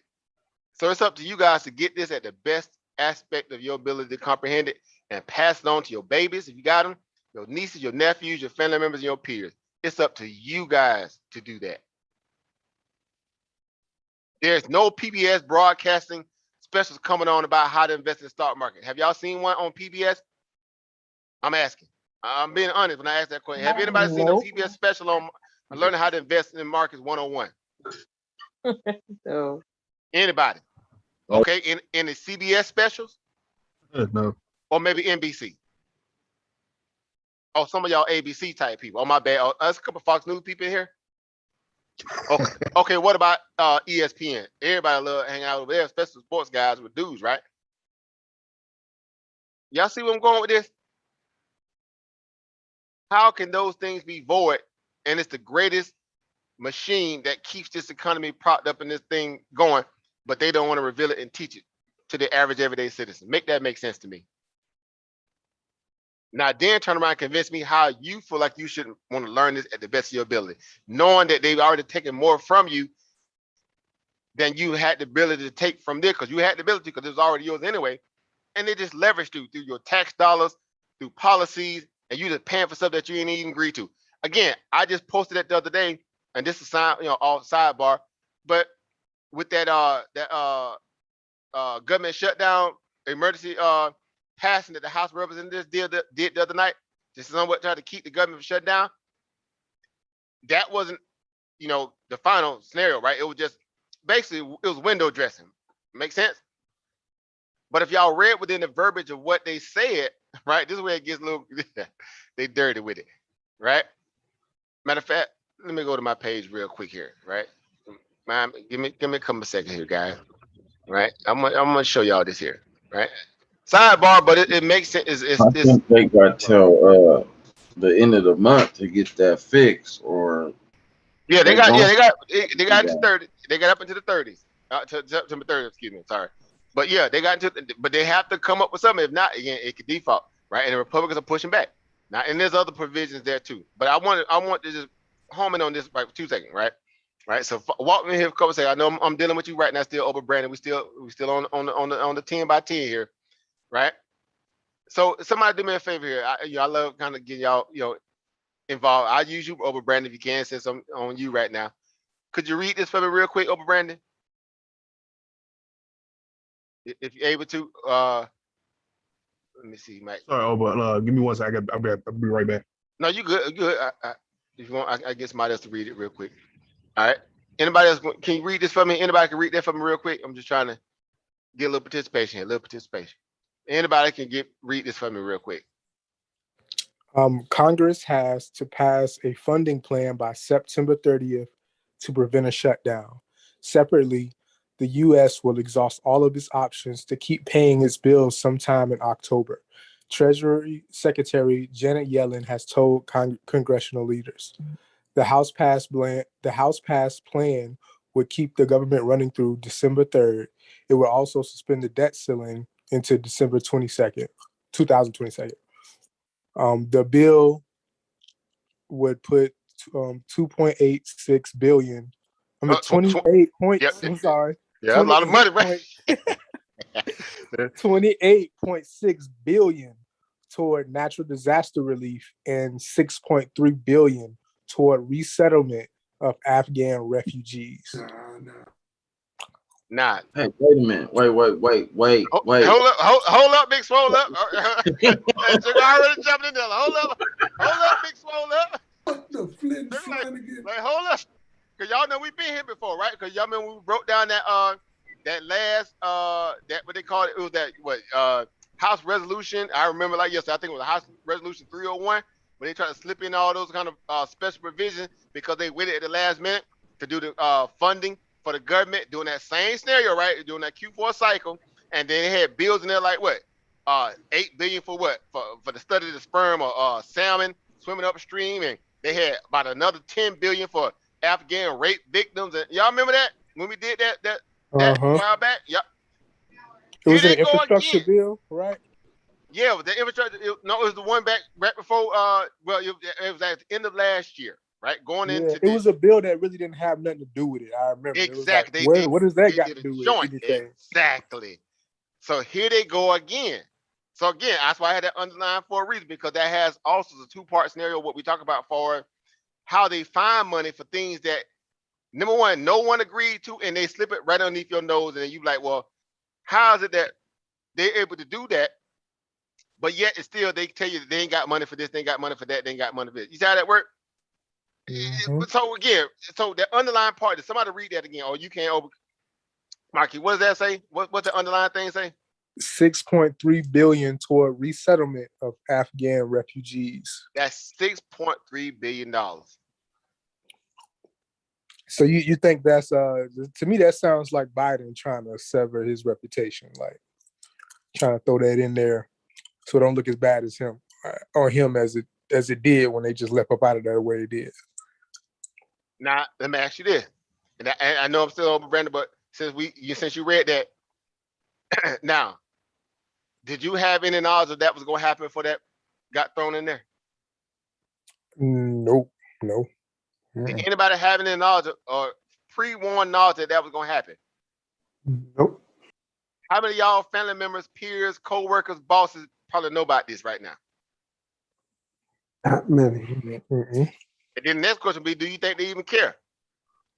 I got a text message. Right? See? So, and this is your what? Your what? Tax dollars. 6.3 billion worth. Could y'all, I guess, agree that that money could be used for something more relevant to what we're dealing with right here on the ground? Your kids are suffering right now. You don't have adequate this or that in your particular state, or this, that, the third. Could that money be well spent somewhere else right now? Yeah, right over here, shoot, right in the black community. You could give us 6.3 billion real quick. We can go on and on and on, right? But see, this is how this is the game they play, right? And I'm only using this as a case study for the reason why. See, is they're pandering to. But can I ask a question? I wonder how many refugees are they trying to relocate? And I wonder how much if we divide that amount by the amount of Good refugees. question. See, that's something we can go a little deep on one of our little day show, and I'm gonna do that, Mhm. right? Right. Mhm. And tonight again, but just using that as the reason to how you say, or the reason why the Republicans are pushing back, or whether you're a Democrat or Republican, you got to understand that if you have an implicit bias, even an implicit political party bias, you are being bamboozled. Meaning, like they say, a perma bull or a perma bear in the stock market. If you are a perma Democrat or a perma Republican, you are bamboozled. I'll be the first one to tell you why. Because it's chess, not checkers. Because you can't convince yourself that this is normal when there's other things that need to get done to take care of a lot of our issue. Because again, the money, the printing that's coming from the Federal Reserve is going to what? Asset holders, stocks, bonds. It's not going to Main Street. And the money that the Democrats are putting forth, or even the Republican, whoever, when they present their bills, when they're going through it, that money is going to who? Refugees and other people. Now, you know, the 28.6 billion towards natural disaster, that's a broad spectrum. Natural disaster. Are y'all serious? That's how they get it. It's a broad paintbrush, right? Right? That money really ain't gonna hit people that really need it the most. Like all the other things that came even out of the CARES Act with the housing stipend that they had for people to pay to give the landlord to help them with their rent and mortgages. A lot of that money is still sitting in state departments right now, and people about to get evicted. That bill been passed, what, 7, 8, 9 months ago, and a lot of people still ain't got them benefits. You see the game they playing. Now, ask yourself how fast you think, if this bill was to get passed, right? This debt limit ceiling plan that the House of Representatives have right here. How fast do you think that $6.3 billion will go towards the resettlements of Afghan refugees if that was to get passed? Anybody? ASAP. You think it'll move pretty fast? Would y'all agree with that? ASAP. Why? Yeah. Because the spotlight is on them right now. The lens is on them. The economic world's looking at them like, okay, y'all did this and y'all called this, so y'all better. See what I'm saying? And these people are already what? En route here, right? They already here, are already en route. You see how that works? See how that works? Reroute. That's what need to happen, but I leave that alone because hold on, you being mean, brother. Don't say that. Okay, now you reroute them planes, cut them planes, turn them planes around. Right? Them to Saudi Arabia. Turn them planes around. They got they neighboring family members and countrymen. They need to go to them places and work these things out on what? Yep. On their terms. They are True. just as much responsible for this than they think that we are supposed to be trying to take care of them. And I'm only saying that because why? Economic policies dictate that the reason why we can't get nothing done in America to the tune where we can have that level of trust in government, this, that, and the third, and we understand that they only care about pandering to the what? The wealthy, which they do, meaning the government, the Federal Reserve job is to do what? The Backstop rich, what? rich. Well, it's supposed to be to backstop the what? The economy, right? Through Mhm. obviously keeping, people gainfully employed and taking care of any kind of, active malice that may happen through black swan events but we got a first-hand seat, a first row seat, guys, and y'all sat there and saw the people did none of that. Convince me that they did. Anybody? I ain't just putting it out there to try to be an echo chamber and make y'all, accept what I'm saying. Convince me that they actually went to war to help the Main Street America. Anybody? Anybody? Go. Convince me, please. Please don't say a stimulus check. Please don't say that. Don't throw me that little regular little stimulus check stuff. Please.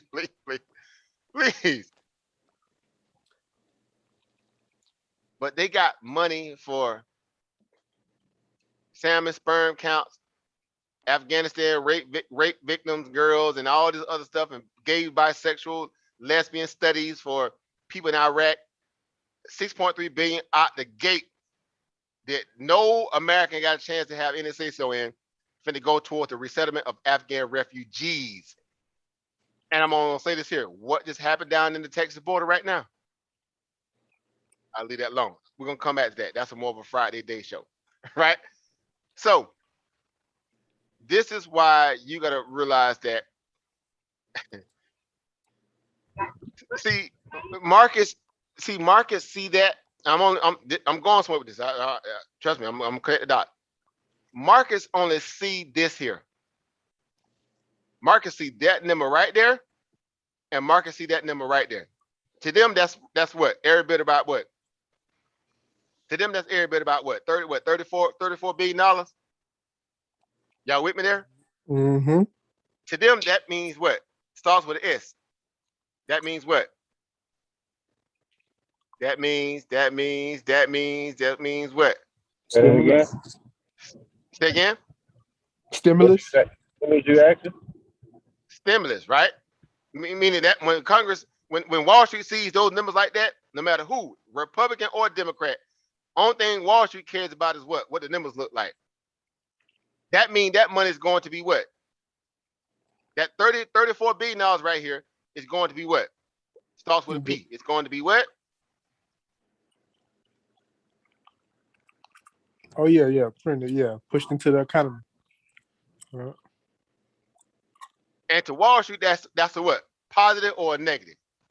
Positive. So do you think Wall Street cares about all these refugees coming in from Afghanistan?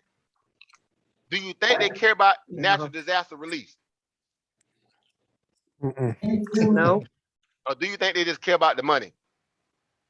Definitely. Y'all with me there? Mhm. Yeah. That's how this stuff works, guys. I hate to be the bad news to y'all. Not that y'all can't figure this out on your own and that you have not already. But this is how they function. That's why I say you gotta remove your emotions. You know that they crooked. You know that they dusty. You know that they crooks and this, that, and the third. But to Wall Street, they don't care about all that. These people are money. They are robots, literally. That's why they create the algos, right? For that reason too. Emotionless. Follow the money. So until we start thinking like this and learning how to play the game too, then guess what? So that's why this stuff is important, because again, they only care about the stimulus. And we know that typically Wall Street does better on a Democratic president than they do a Republican. As wild as that sounds, because Democrats are more what? Literally liberal when it comes to what? Stimulus. Sometimes it gets a little bit, the pushback is real. Why? Because now you're talking about 3.5 trillion. Y'all just did basically about a 1.2 trillion, something like that just recently. And it still hasn't really worked through the system to really help who? Main Street people. Y'all with me there? Mm-hmm. So that's why I say that's the divide right there. Main Street people are inebriated. They sleep at the wheel. They lost in the sauce. Again, no disrespect, but they lost in a football game or a basketball game or some kind of ice bucket challenge or crate challenge or something, whatever was going on out there. Said Again, ice bucket challenge. something, right? Fishing, they need to be doing a fishing challenge, right? Get some patience, right? But this is what they're dealing with. And again, and these people are paying for all these different things and they're reaping none of the benefits. None of the benefits. Wall Street only see $34 trillion, billion dollars getting ready to come. That's going to go into the system. That's all Wall Street cares. Wall Street would take that number and do what? Dissect to figure out exactly what companies can benefit from what? That stimulus money. See how that works? Does that make sense? Yes. That's what they just sit around and do all day. That's why they got people who, analysis, statisticians. That's what they do. Oh, that money gonna go to this job or this sector, so that's gonna benefit this fund or this fund. These people are high level with it. And so again, people are like, well, where you going with all this, brother African Poor? Man, God, dog, it ain't that serious, man. Well, I would beg to differ. I think it very, very much is so, right? Because if markets can stay excited for the idea that there's an unlimited tap, right, or stimulus value coming in, then of course, the risk profile is that you stay what? Long equity markets. When those things become a little bit more scarce or is not as fluid as it has been in the past because COVID was an anomaly or one-off event, now you got to go back to what? Using your brain. Like what you got a brain for, right? Now, see, people ain't got to use their brains now to invest in the market. Why? Because everybody was just throwing a dart like they did with the Maslow hierarchy scenario, or they did that scenario with the monkeys, right? That test they did with the monkeys, and they gave a monkey some darts, and they put a lot of different selections of stocks on the wall, and the monkey was just throwing darts and hitting the stock, and a funny man would just go by it. That's they did. That's a real true story. True story. They literally, that's what happened with the stock market last year. Am I lying? Nope. So anybody could have really made money in the market. Even the most ratchet type of stock, they caught a bid at some point. Off the lows. When we speaking that, we talking about when they hit that reset button, that was a pure reset button to get paid. So this is why this stuff, it has merit and it matters. And you have to think this thing all the way through, guys. You get not, leave your head in the sand like an ostrich. You cannot. It's just not.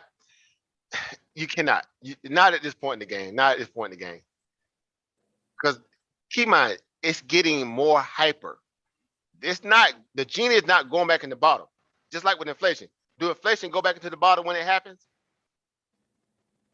Or is that now a permanent or stagnant or static cost that goes into our economy going forward?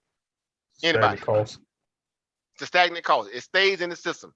When they figure out they can raise the price of gas up to a certain point, or the cost of goods and services go up to a certain degree, they try to keep it at around that point, even when the so-called issue that caused it is subsided, or they kind of deal with that. It's baked in at that point. Don't y'all hear that a lot with Wall Street? It's baked in, it's priced in. Yep. They make money off the bullets, and they make money off the what? Butter. Off the bandages. True story. This go way back. Y'all read some of them old school books, right? All that stuff. A lot of them, again, some of them memoirs with the Rothschilds, right? That's how they've been able to remain in power all the years. They make money off the bullets and the bandages. They start the war and they make money packing people up and giving each other ammunition. And then they come in and rebuild they decimated environments after they blew it to rubble. Could make this stuff up. So this is a part where, again, world politics, world history, whatever, understanding how this stuff works from the perspective we're looking at it as investors, it matters. Why? Because you can make more educated decisions with your money once you understand how the system works to a degree where you'll say, okay, I want to try to really get the best bang for my bucks. Because I know what's going on right now. I know there's going to be a margin increase for this company because supply chain kicking them in behind. So I better get ready to pay higher cost for this item. I better get it now or what? Wait for it to come back down. See how you can make those kind of educated decisions once you know how this stuff works. Make sense? That's what we're here for. If General Mills saying they finna pass some of the costs on and inflation on to the customers, well, you already know the cereal box finna get what? Less cereal, right? But same size of the box. And you think you still getting the same stuff and they finna get you. So you say to yourself, well, they ain't passed the cost on to the customer yet. I better go stock up on my favorite cereal right now if I got a little extra.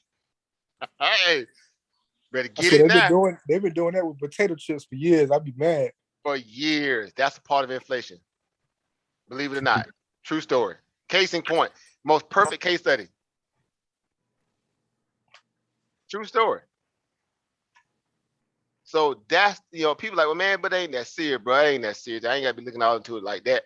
Well, maybe. But it's best to know than to what? Not know. And need the information to make good executive decisions in or around your life and your household. Would y'all agree with that? Especially if you got kids, right? Because a little bit go a long way. Right? So yeah, we better get serious about understanding these things and using it because again, no matter how you feel about the feds, how you know, if you perma bull or perma bad mentality, even though I tell you guys, don't be that way. You'll be what, have biases, but make sure they're not implicit, right? You gotta learn how to play both sides of the chessboard. Period. And you're gonna have to increase your knowledge, increase your prowess, increase your your understanding of how a lot of this stuff works. Because again, right underneath your nose, these things are happening all the time. They're just slipping billions of dollars of people's money, taxpayers' money, and sending it to things that you had no clue about. Or before today, you stopped the thought to look and see. Let me see what's really going on. See, that's how they. All right, I'll leave that alone. That's another conversation, right? Yeah, that's how Washington got raided. I'll leave that alone.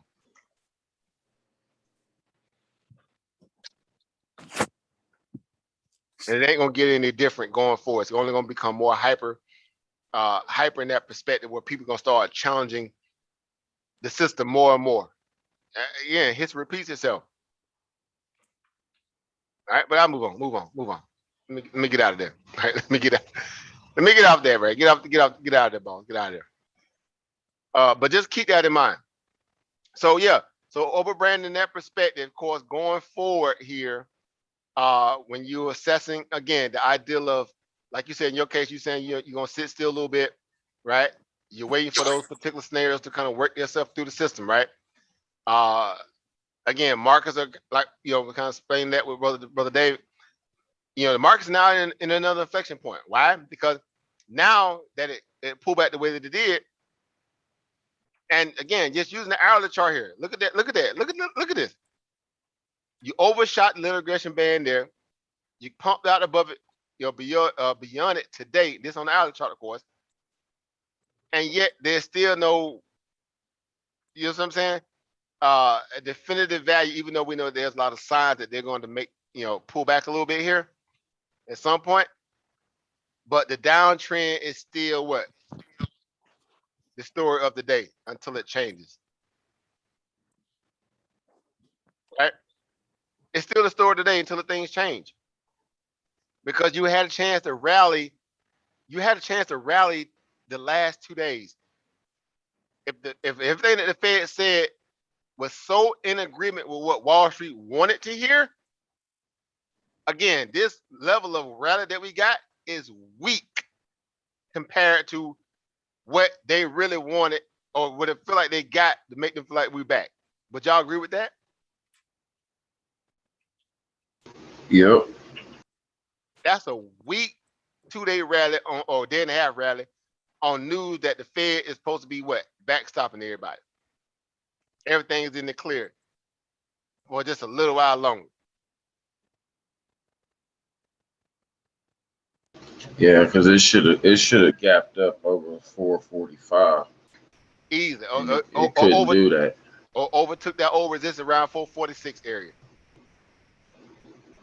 Or definitely 445, but clearly. Now, not that you may get a little chance to stab at tomorrow, but yeah, you kind of had the chance to prove that you back, because see, right now the onus is on who? The Bulls to turn the market, not the Bears. Bears are fat.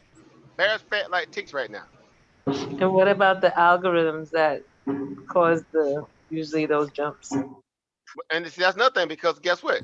They're trying to time all this sentiment, right? They just run it, flipping all over the place because of what? The buzzword that they're programmed for, and all the stuff that they're not playing for is what's kicking the algos behind right now. Because literally, we saw in the market the other day. I mean, literally, the market was just shooting up like bullish and engulfing candles just out of nowhere. Those are algos. Those are complete algos when those things happen like that. And that's because they're not programmed to deal with all that conflict and data. And then market makers are trying to control all that because they're the order flow, keepers, gatekeepers. It's all over the place. So that's why I said when volatility kicks off, oh, this when day traders make their bags. This when you get paid. Again, right now I'm speaking to the day traders now, not the long-term investor. But this is when the day trader makes his money. He has or she has to have the gall, the patience to understand what they're seeing and the experience to sit through it and get paid.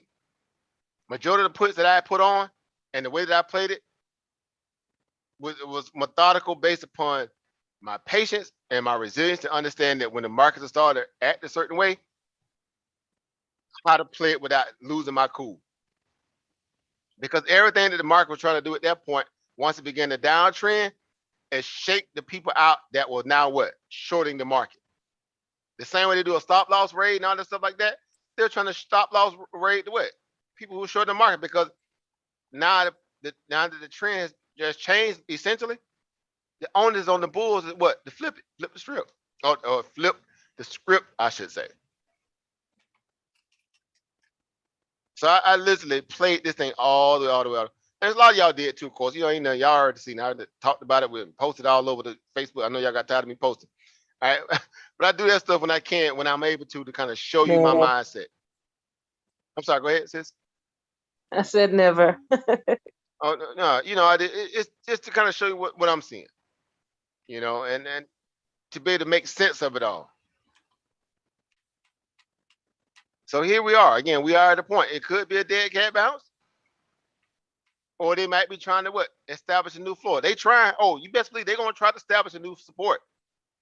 Anywhere at this 20 moving day on the island, or back down to the 20 moving average here, or the 20 moving average here, on the island in terms of this right here, at that 440 mark.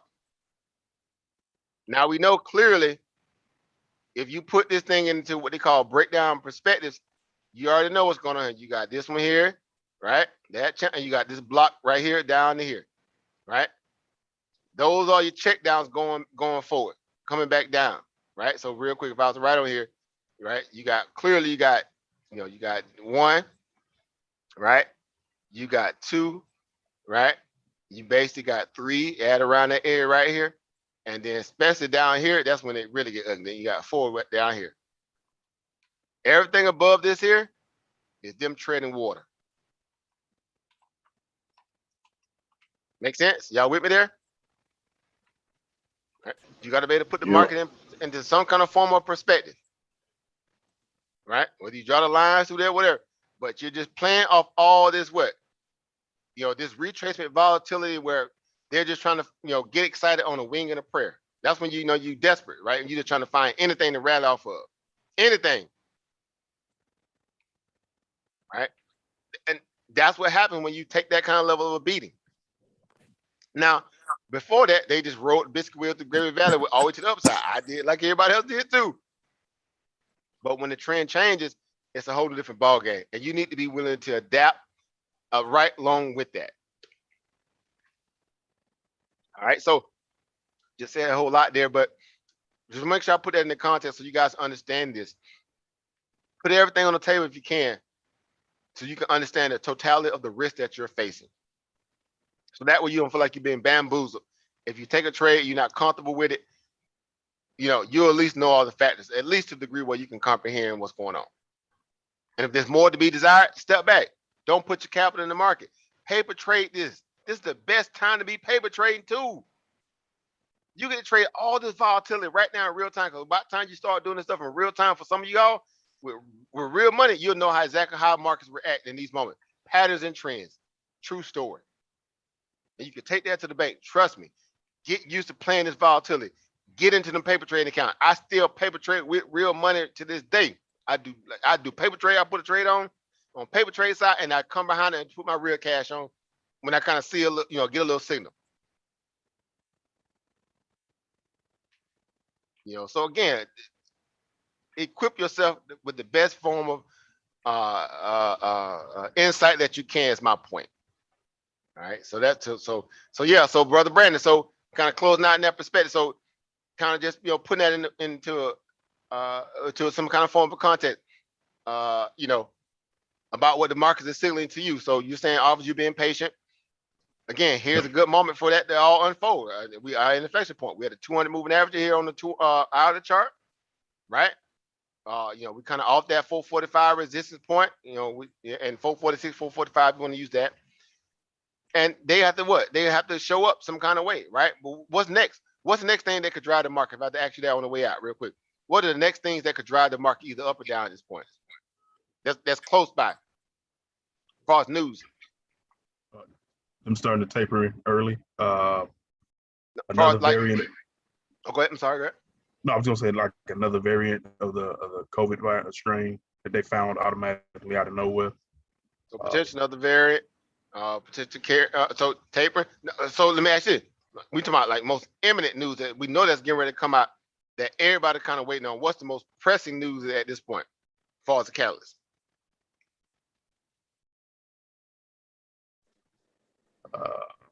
And we did look at it when we went on my Facebook page. That was a part of the what? The stimulus or the go ahead. Mm-hmm. They call it the what? It starts with a G. G-O.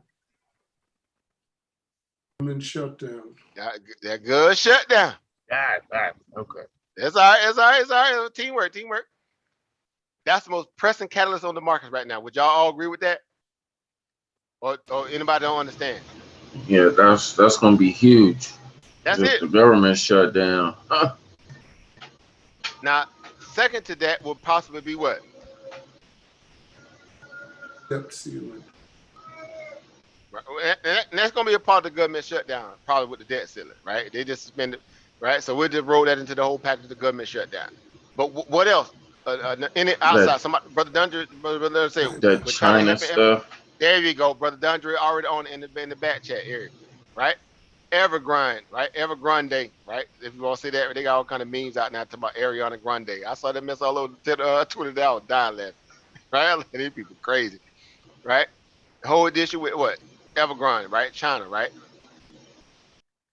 But that ain't off the table. They were able to pay some of their what? Bondholders, and others they could not.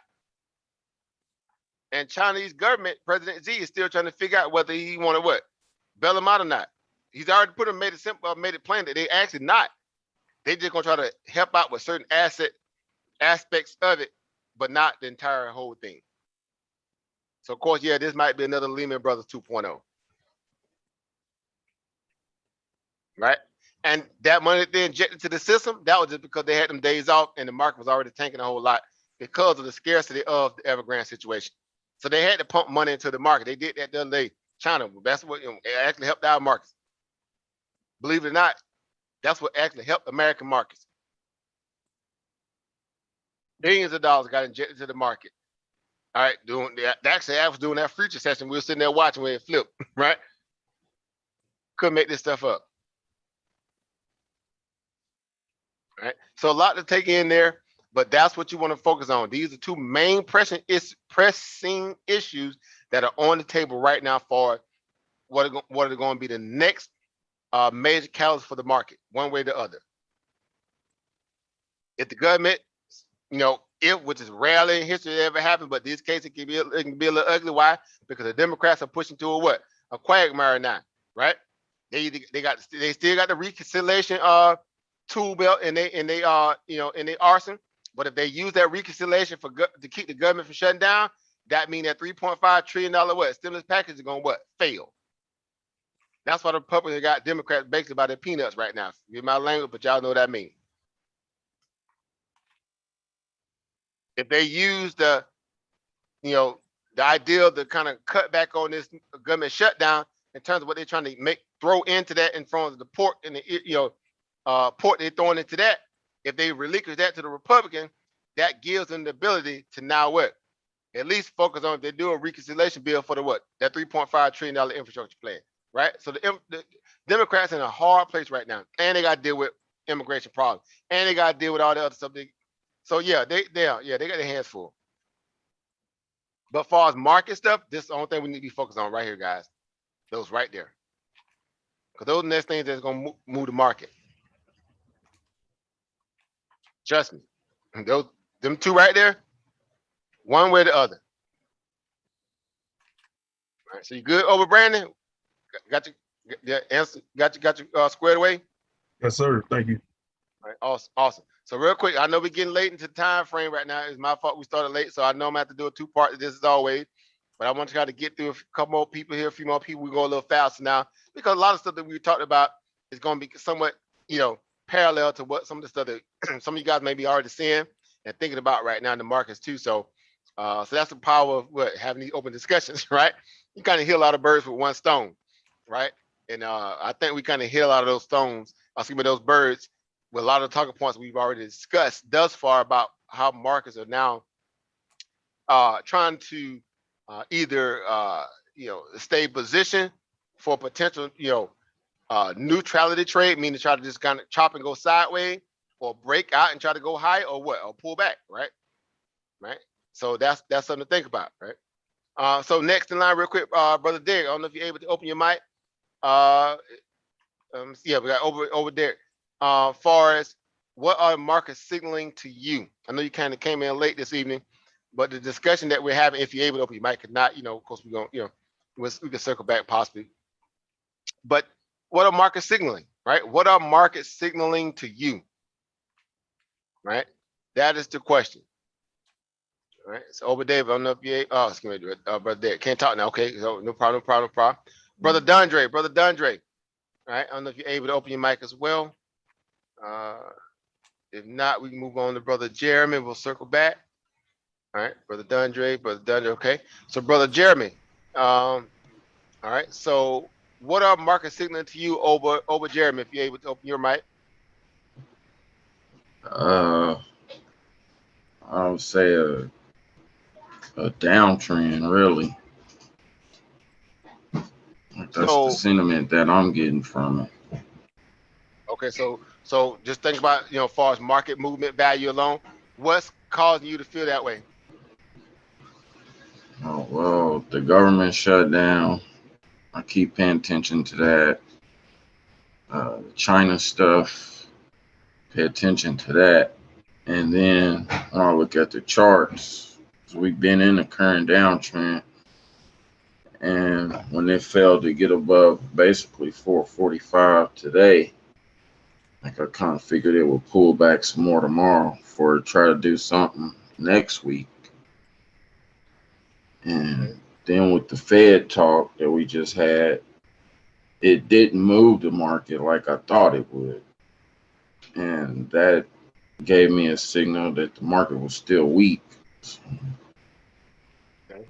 All right. So from an underlying perspective, knowing that, right? Are you more of the mindset that you're in the hurry up and wait camp, or are you on the more side of the market where you're on the aggressive side to take advantage of it? Both sides. I want to take advantage of what's happening now and in the long term. Okay. And me asking you that was just to kind of see, if you're planning for more downside, typically when you have a more, let's say, I'm not even saying antithetical aspect of looking at the market, because again, we know that again, people who look at charts and say, okay, I see what's going on here. We got a hard pullback, you got a gap down. Okay, you close that gap on that gap down, right? We close the gap basically here, right? We close that Right. gap. Let me see, that's rough around about what 442.83, right? Somewhere around there, right? Give or take. We close that and we close it demonstratively. Why? Look at that big bullish engulfing candle right there. See right there?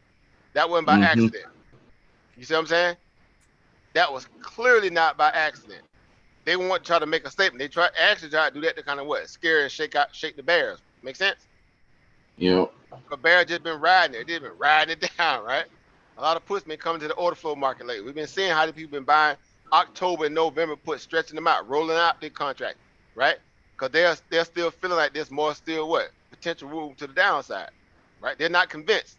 And they're not so much, not because a lot of other ancillary issues, but more so the fact that the Feds didn't really convey a message like they used to do to really spark the level of a rally that can just be like, okay, this is a rip your face off rally. Make sense?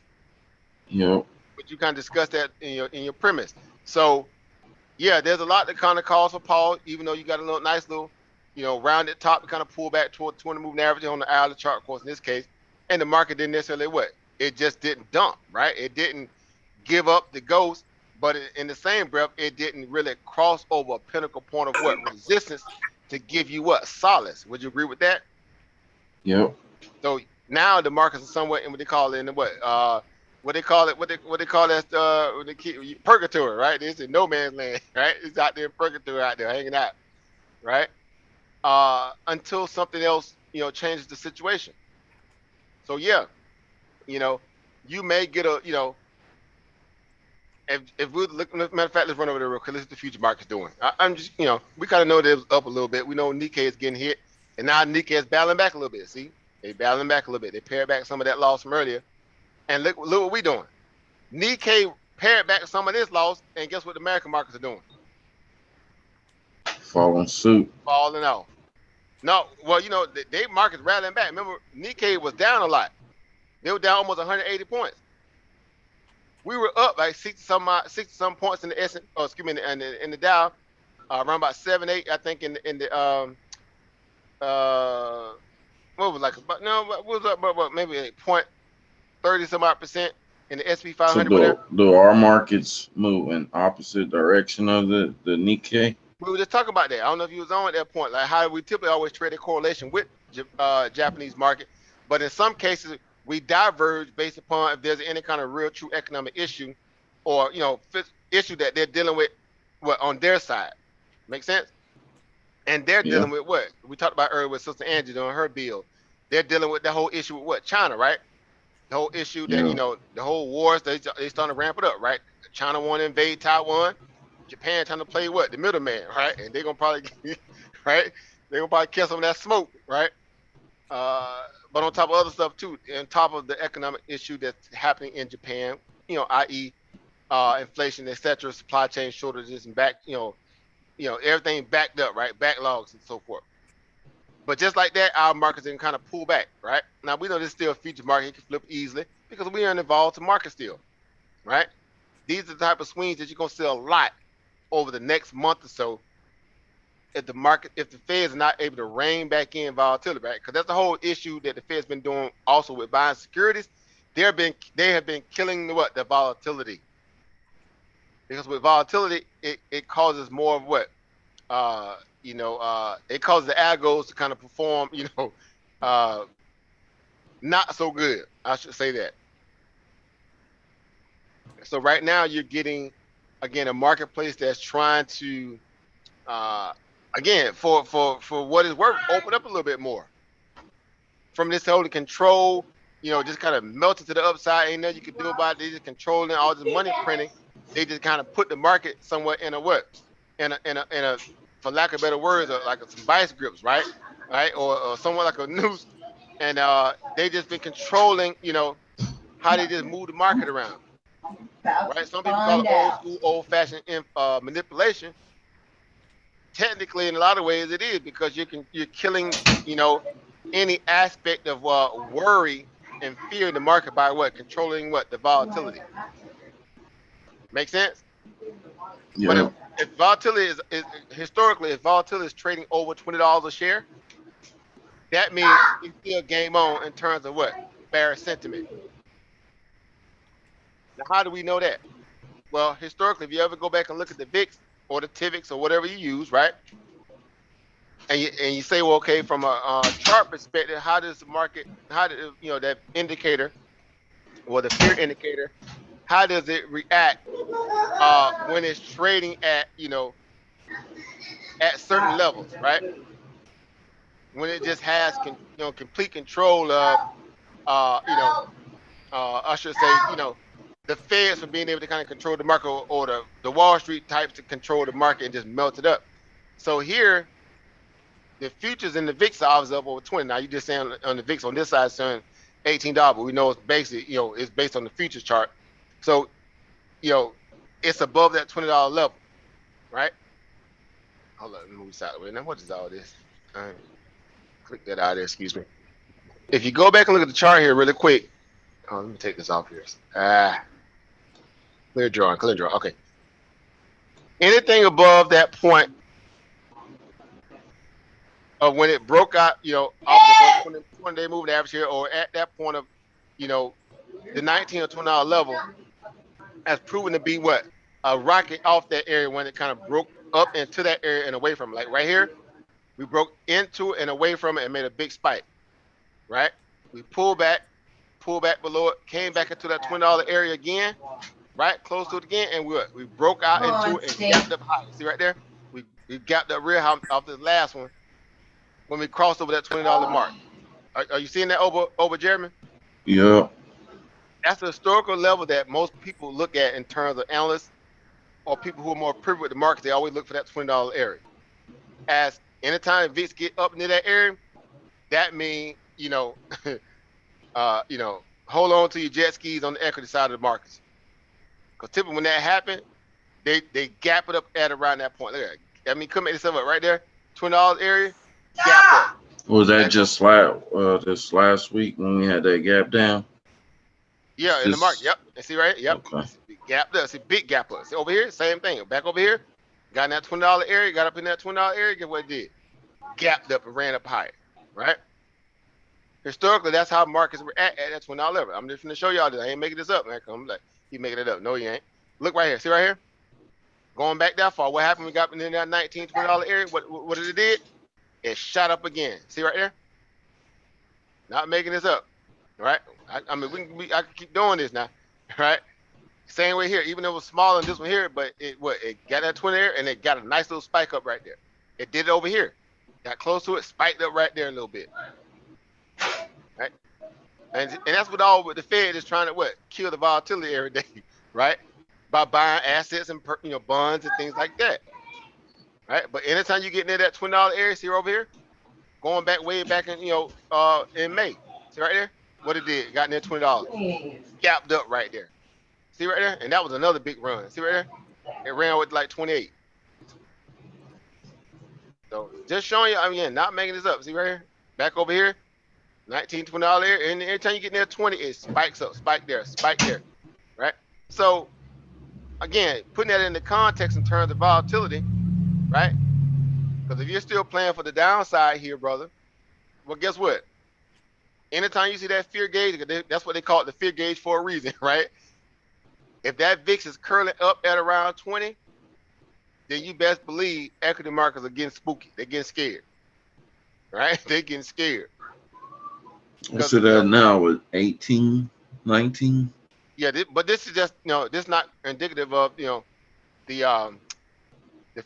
watch the futures value of it, right? But we know you can still watch over here too, of course. It's just, it's stagnant here because it's not moving after hours. But that's just off the last spike up because we hit an oversold pivot point on the RSI with the spike coming down on the daily, right? Remember I told y'all that maybe about 3 days ago, or almost like a week ago. I said once we get down to that 30 on the RSI, on the SPY pulling back, you're going to get a spike or a bounce at that point. It's just natural, right? It was natural. We saw it coming. We spoke about it, and we were right. See right here? I didn't make that up when I said it. We gapped down, and we broke all the way down. We broke the 30 here. Of course, we brought them out, and then you had a bounce. Market just has to bounce. It's a rubber band effect, right? Moving averages act like what? Magnets. The further you pull away from it, the more it's going to try to snap you back to it. Make sense? Yep. So it was obvious there. Most people like, well, we should have just, the bottom should have fought the market. No, that's not how this stuff works. See right there? What is that right there? Massive extension away from that moving average. Even right here, it's small, but it's starting to happen, right? You see what I'm saying? Because Yeah. the bounce off the oversold that came you, not that you overbought, but you made a massive move back up toward a point where you had a hit what they call a liquidity flush, where a lot of these buyers got, that rallied off the lows, even though it's a lot of money still out on the sidelines in cash, but they are still scared. They don't feel so confident just jumping in this market 10 toes down right now. So because of that, again, even in this case on the bull run, this latest little bull rally, that's what it is, a bull rally. It got extended away from the moving averages as well right here. See right here? And so yeah, tomorrow, they're gonna have to show something. It's not, we can easily come back and test that 20-day moving average here around the 440 point. And if that don't hold, then guess what? It's back on what? Game on back down to the what? Back down to the downside. First stop, near the aggression band. Of course, like I say, do your numbers first. You got the one area there, you got 2 there, you got 3 here, and you got what? 4 down here. Right? Those are your levels. That area, this area here, and then back down towards the what? The lows. You make sense? You with me there? Yep. Right. So that's how you're gonna play this volatility. We know what the catalysts are. We already know about the GUD shutdown, and we know about Evergrande, right? Those are the pressing things right now. Unless again, a variant, another variant come out of nowhere, right? But those are the most two pressing issues that are on the table for us fundamental scenarios going forward.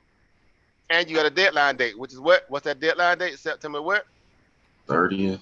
30th, right? So you got something to play into, right? So hypothetically, real quick, right? Let me get on through this and try to get a couple more people in here this evening. Again, thank y'all for your patience and bearing with this while we get through this. Let's go look at, let me see, where is my bar chart? I think I took it down the other day, moved around with all the other stuff. I surely did. All right, no problem. A bar chart. Where we at bar chart? All right. So let's see real quick. SPY. All right, let's run over and look at this really quick here. All right. Take that off right there. All right, let's go look at the option prices. All right, let's go do a little peeping in. Let's go do a little window peeping right now. It's on the window shop, right? Next week, the 30th, right? Well, going into next week, right?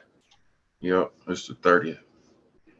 So let's see how the markets are hedging or not for a potential government shutdown. Some of y'all probably already seen this before, right? Because y'all already thinking ahead of the game. You're playing chess, not checkers, right? Let's go see by any chance. Can y'all see my screen right now? Yeah, it looks like they playing more to the downside. Is that what they're doing? How do you know that? Yep. The put call ratio is favoring the puts, even on the open interest side.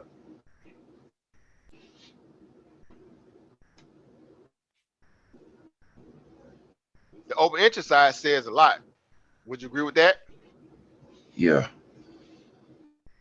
Yeah. Yeah. That means that's. Oh, go ahead. I'm sorry. Go ahead. I'm sorry. No, I was just saying, yeah. Essentially, that can be equated to what? A future what? Future valuation. Make sense? Almost like an earnings to a degree. But in this case, it's what? It's the government shutdown. Got earnings, basically. Couldn't make this stuff up. So somebody's feeling bearish about it and they stacking. That's why open interest says a lot, because this shows you that they're what? They're stacking in advance. And they're compiling at certain levels to reflect that of their what? Their bias that the market's at best case scenario or worst case scenario in this case, that they may default or something else may be coming along with the Evergrande situation, possible whatever, that may cause what? More of need to want to hedge this latest bounce. Make sense? Let's look at this really quick here. 2 seconds. 2 seconds. Let's see where they're most concentrated at. Right? Let's see where they're most concentrated at. Right? Matter of fact, let me get show all, because we've already broke below that 434. So we need to see everything back down to the low, back up to where we might, where we fell from around that 447, 448 area, even though we never came a little higher, but we're talking about short term. So on the put side, if the put interest is very high, let's see where everybody stacked at.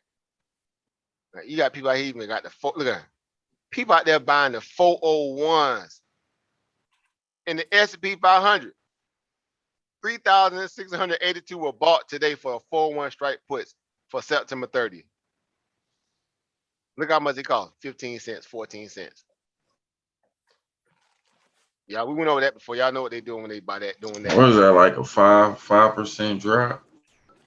See, you might do the math on that. Do the math on that. See, now y'all cooking with grease now, right? I love it.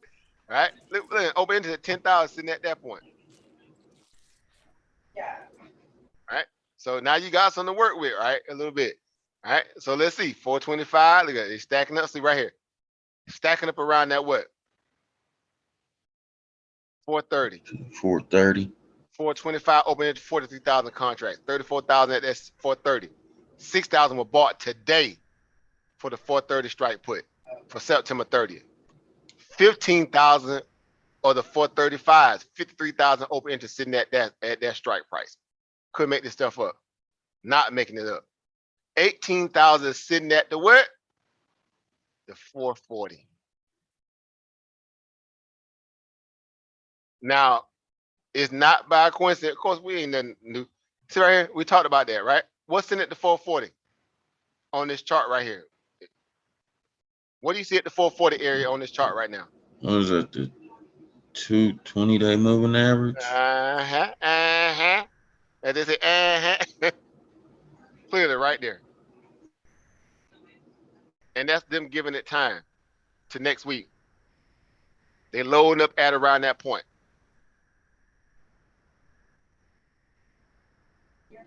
So that means somebody don't feel so confident in a what?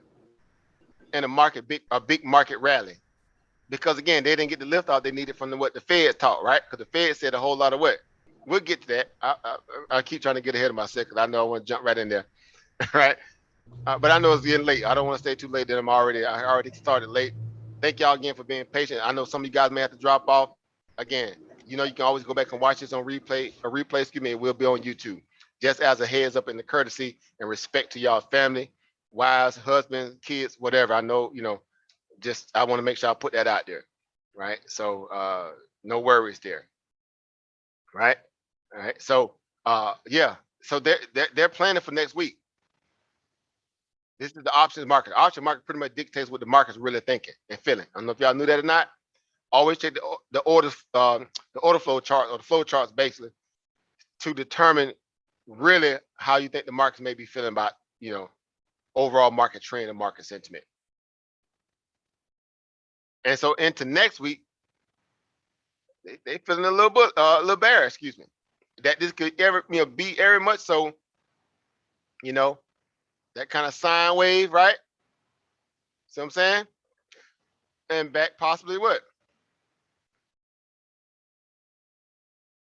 Now that's hypothetical, but as of now, 445, like we talked about, is what?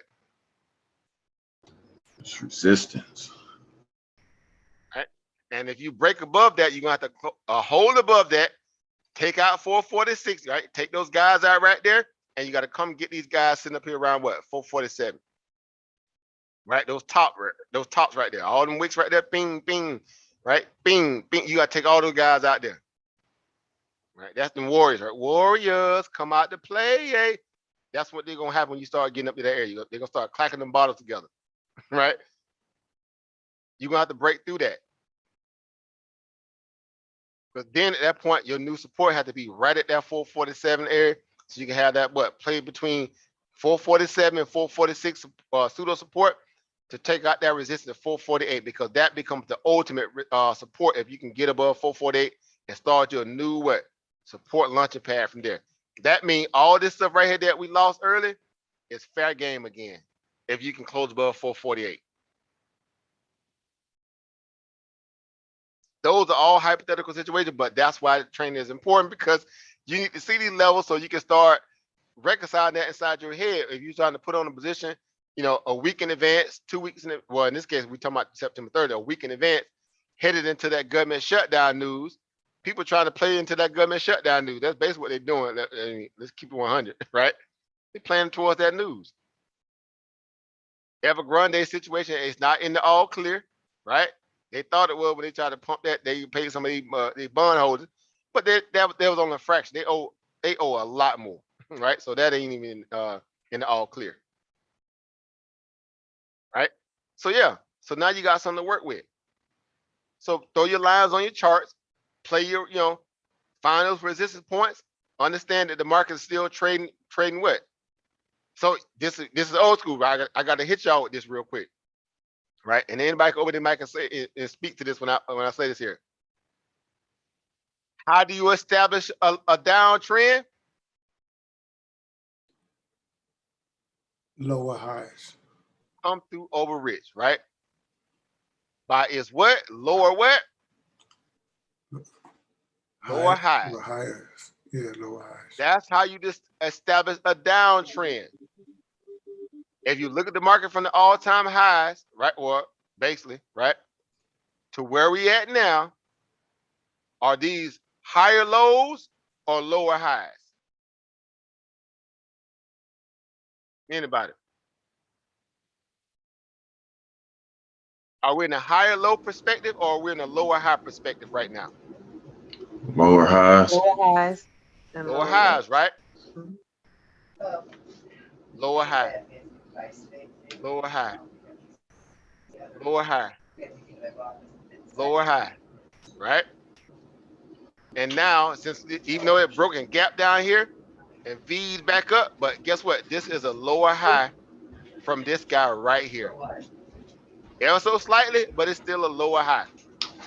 So, Sister asked, you establish a higher trend by a lower high? No, lower high, right?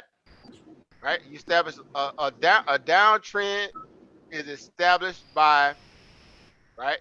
And Sister Shanika's still new and she's learning, right? Downtrend is established by what? Lower highs. Uptrends are established by what? Higher lows. Lows. Higher lows. Lower highs. Nuh-uh. Higher lows. Uptrends, remember? Uptrends Higher are lows. established by higher lows, right? People say, Okay. well, why you say higher lows and not necessarily higher highs? Well, y'all know as well as I know, because y'all learning this course. You need to establish an uptrend by its what? Support or resistance? Support. Support. Facts. And you establish a downtrend by its resistance or support. You establish a downtrend by its resistance or support. Resistance. Resistance is the opposite. Oh, that was a question. Facts. Yeah, my bad. I know I should have made it a little plain. My bad. All right, you with me there? Sister Shanique, I know you're learning, but that's how you establish an uptrend by its higher lows, right? And you establish a downtrend by its what? Lower highs, because those are the points where the market hit what? Shows you what? Weakness or exhaustion. It just can't push any harder. Then guess what? Most times it rolls over and goes back down. The same on the uptrend when it establishes a new support and builds up that support. Now that becomes a floor underneath the market's feet, it establishes and goes what? And tries to push it what? A little higher. And in this case, we're starting to see what? Yeah, I still see lower highs. 1, 2, 3, 4, right? And this one here fell today. It fell literally today in front of everybody. Another what? Lower high. So they're gonna have to break that tomorrow, or the market's gonna pull back inside the linear regression band on the 1 hour chart and it's gonna test that potential what? That same contract we just talking about. It's gonna test that what?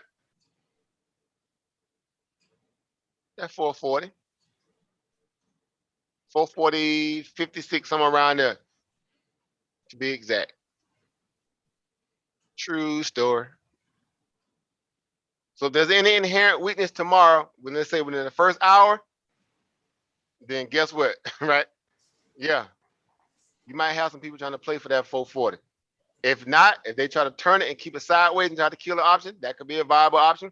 If not, they're gonna have to break above that 445, right? And potentially close above that to change that sentiment a little bit going into next week for the bullish aggressive sentiment. Overtaking that previous high, lower high here and establish a new support at or around that price there. This guy over here. Does it make sense? So that's how you want to look at this going forward. Right? So process it, think about it. The markets are still, hate, like it, love it, indifferent to it. The market is still in a downtrend until the bulls change that sentiment. And all you got here is a bounce from an oversold perspective with RSI, basically, went complete oversold and you got a bounce, natural bounce. With or without the feds, the market was going to bounce at least once. You don't just have the market just keep plummeting like that, right? Nah, these people ain't that crazy. They ain't gonna let all their money go to dust. And so with or without the feds, the market is gonna bounce. But with the feds, the market does not rally like you really thought they would have. If they just talking about, thinking about, tapering, right? We know that's more than that, but that's the game they play. All right.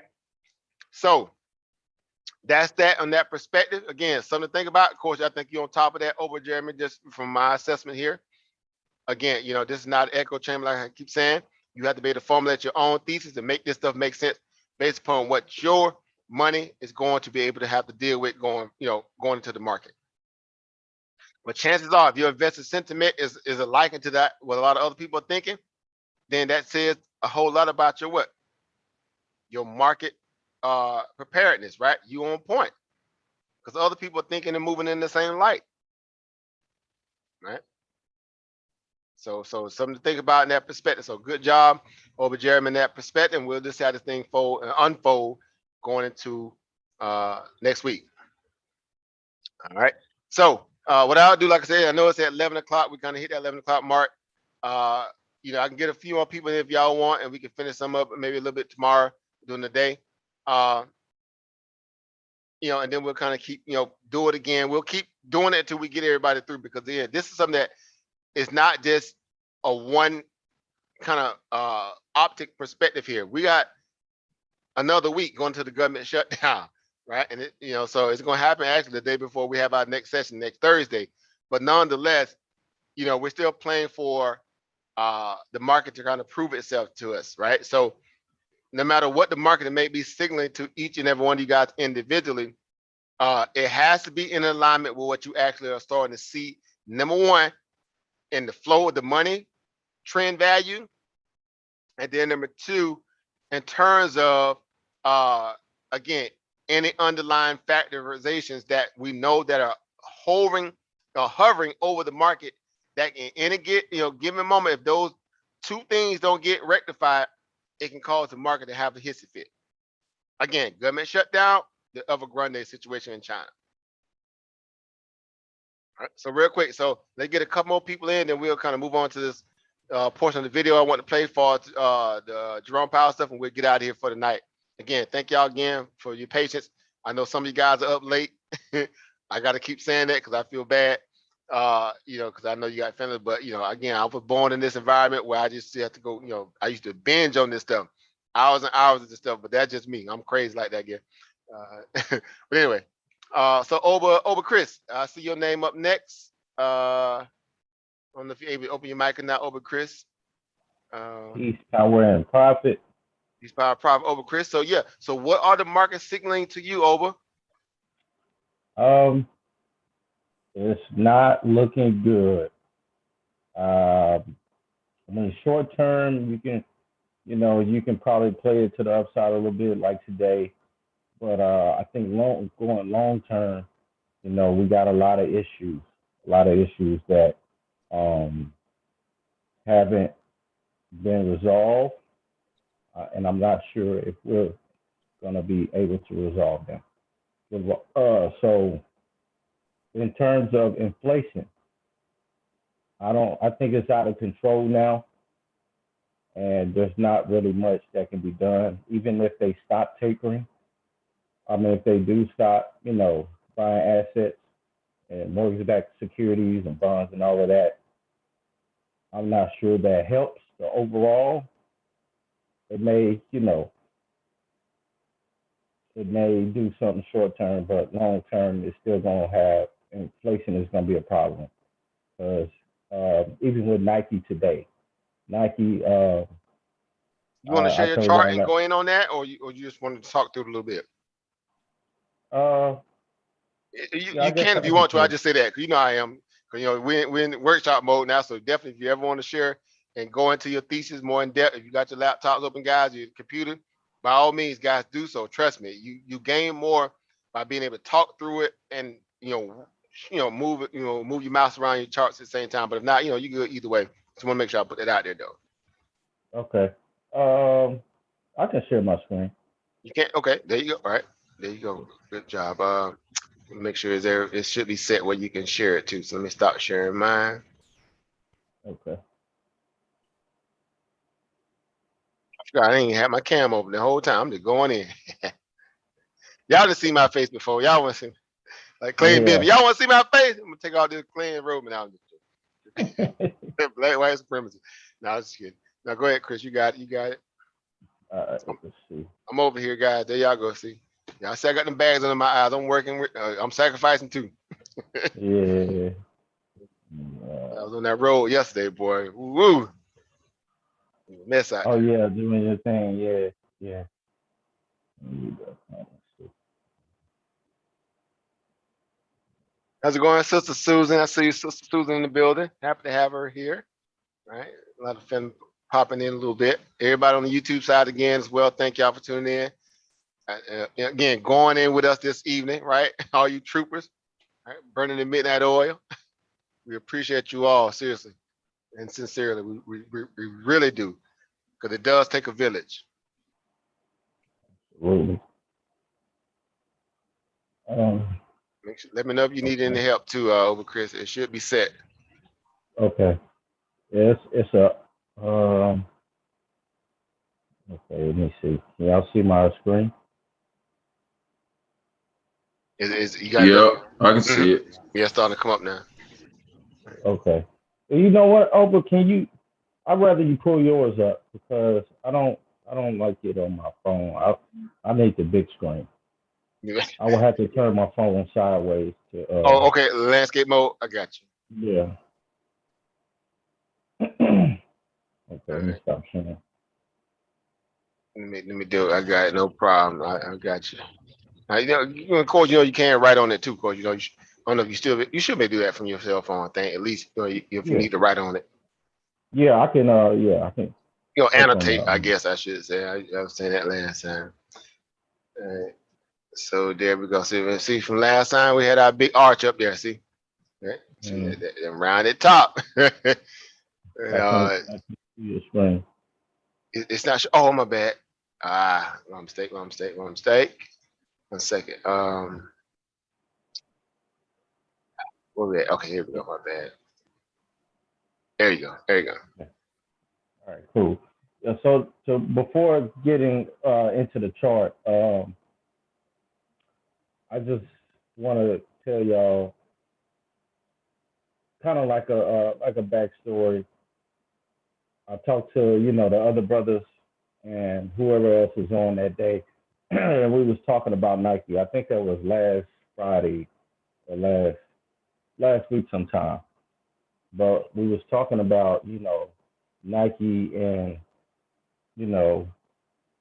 how they came up since basically 2019 and into the pandemic and some of the moves they made, like canceling their contract with Amazon to beef up their own e-commerce and direct sales.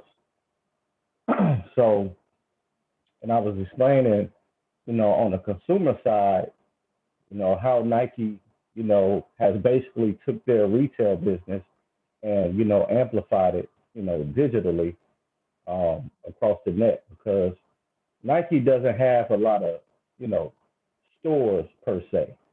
So most of their revenue is coming from, you know, online sales.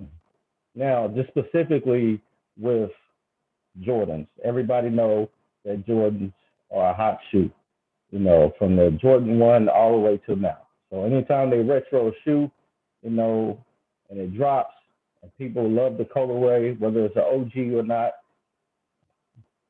10 times out of 10, that shoe is going to sell out. So now we have a problem. Nike's last earnings, they tilted, they blew it out the water. But now they have a problem. Vietnam is dealing with COVID-19, or, you know, the Delta variant. So that is messing up some of their supply chain issues. They have a freight issue as well, plus inflation. So Vietnam has had to shut down some of their factories. Now, of course, you know, people were like, well, they can just go right to China. Well, China has its own issues, so that wouldn't really help at all either. So what that does is, for the consumer, you know, who likes to get every pair of Jordans that come out every drop, now you start pushing dates back on some releases. I know for sure right now there's 3 pair of shoes that have been pushed back. The date's been pushed back. This is, you know, purely fundamental. So you got the freight issues. You got freight shipping issues where they still sitting off the coast of California because the prices are too high. The prices been jacked up because of inflation.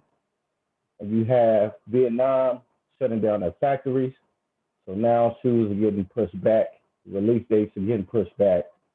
And now you can't afford to get your product to the consumer. So that in itself causes an issue. And I was having a discussion with some people today on Webull because they believe that the stock should be going up because they beat on their earnings, but they missed on their revenue by like 0.2 billion, and they beat their earnings per share. And they believe the stock should be going up. Well, no, you got to look at, you know, the forecast. What are they looking like in the next 3 months for next earnings? You know, the next year. You have to take that stuff into account. What does the future look like with everything that's going on right now? What is that called? Starts with a G. Starts with a G. The one thing, and this is good because in learning and beefing up a fundamental analysis, this is one thing that really drives companies through the roof or to the floor sometimes after earnings. It's because it's called their what?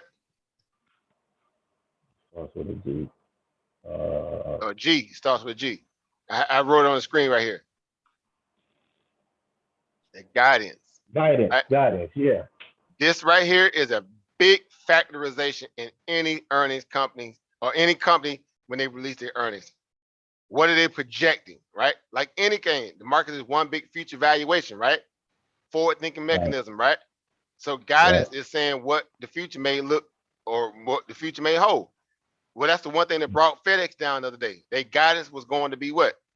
In shambles, because the same thing that Nike did with freight issues. Of course, FedEx is the reason why the freight issues are jacked up. You know, among other intermodal and boats and planes, but y'all get my point. One pretty much, you know, outs the other, right? Or snitches on the other, right? Well, we got issues, that means the other company gonna have issues too with their freight, right?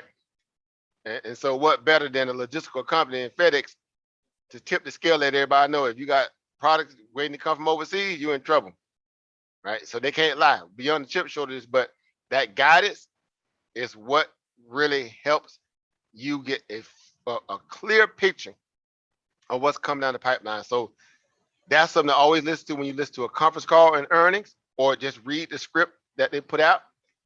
Check that guidance, right? They may miss on revenue and beat on EPS, or miss on EPS and beat on revenue, but again, that guidance they can beat on top and bottom. And if they guidance is weak, it can cause the stock to pull back. So when people ask that question, why the stock pulling back? Why they dropping? We beat.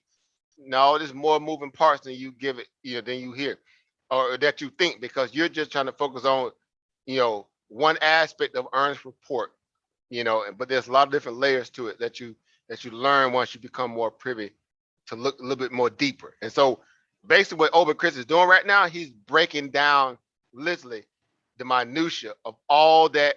Number one, not only just as a consumer, but as a reseller himself that sells Nike shoes, but also as an investor now, because that's another level on many facets. He get to look at this thing and say, okay, I can see what's all going on now, and speak firsthand and give a breakdown of what's going on. So continue over, Chris. I didn't mean to cut your wisdom, but I wanted to add that. No, you good. You good.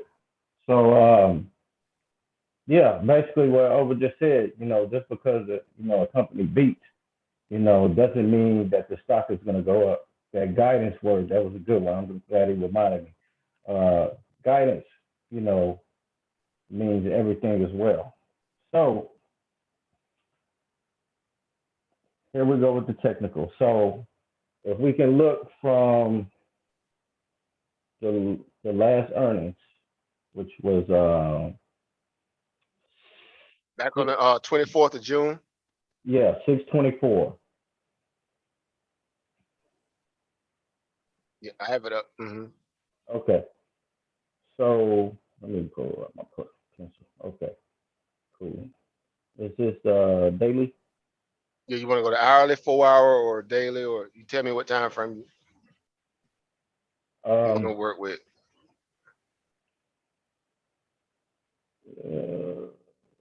Yeah, that's fine. Daily should be fine. Let's stick with daily. I think, yeah, because I think, okay, you had it right there on the screen. I think this is it right here. Yeah, June. They had it was June 24th. That was the second quarter. Yeah. Okay. So we know June 24th.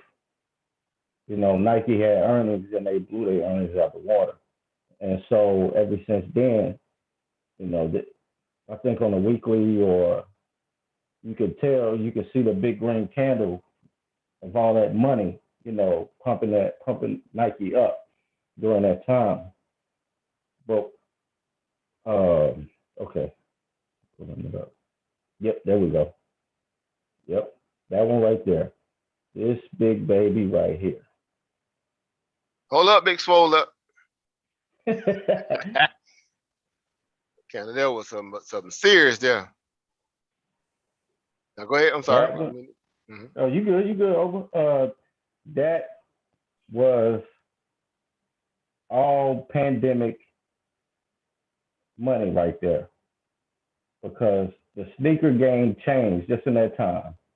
So you had the e-commerce and you had the sneaker game, and then you had, the women's side that grew as well. So as we can see here on earnings, they gapped up and then they hit all-time highs. Big green candle, another solid green candle,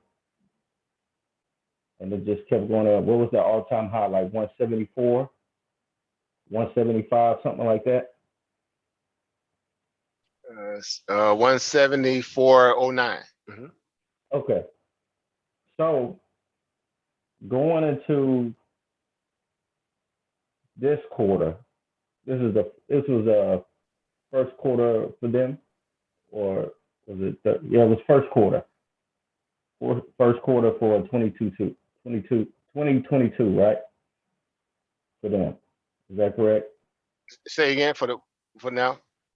This was Nike's first quarter for 2022.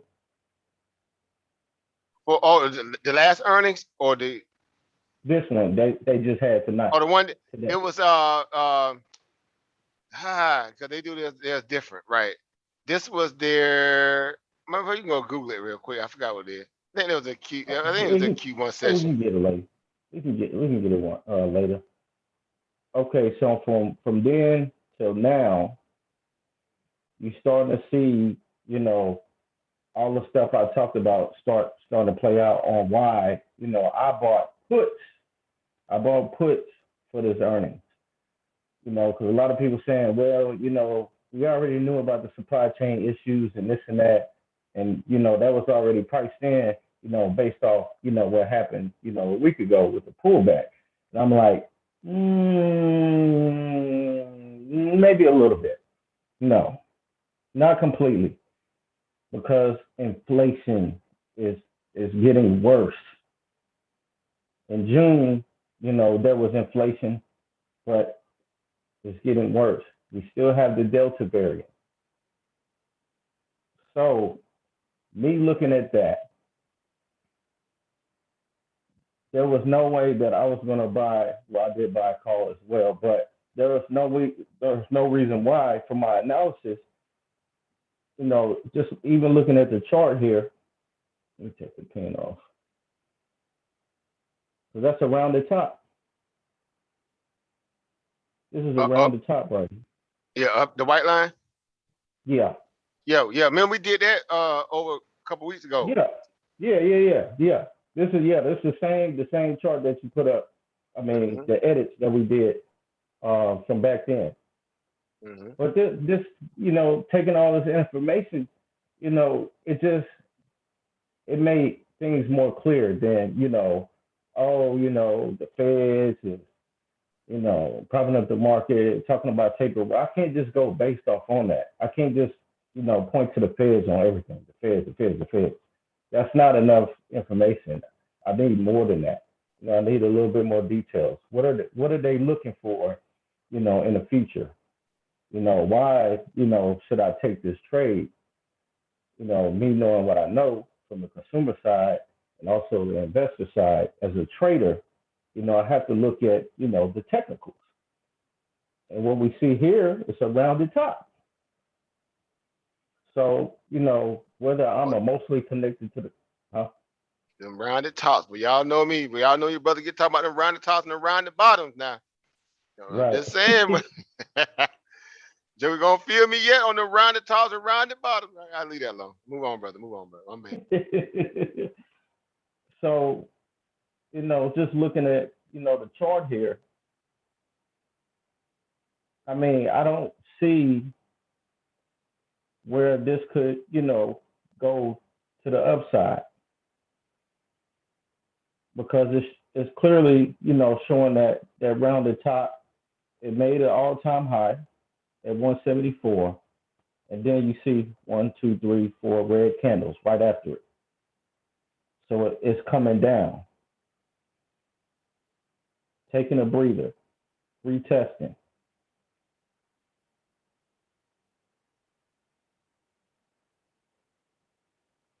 So me looking at that, I don't want to fight the trend. I don't care what, the Feds this, the Feds that. Well, the Feds is, Jerome Powell is, in enough mess himself. When he says tapering coming soon, that don't mean tomorrow or the next week or the next month. I think he said June, sometime next year, actually. So I can't just go off what, repo operations and, the whole, we're going to stop tapering soon. We got to deal with what's now. What's now is the market, is in a territory where it's a dangerous territory to be in. Short term, bullish. Long term, I'm bearish on the market.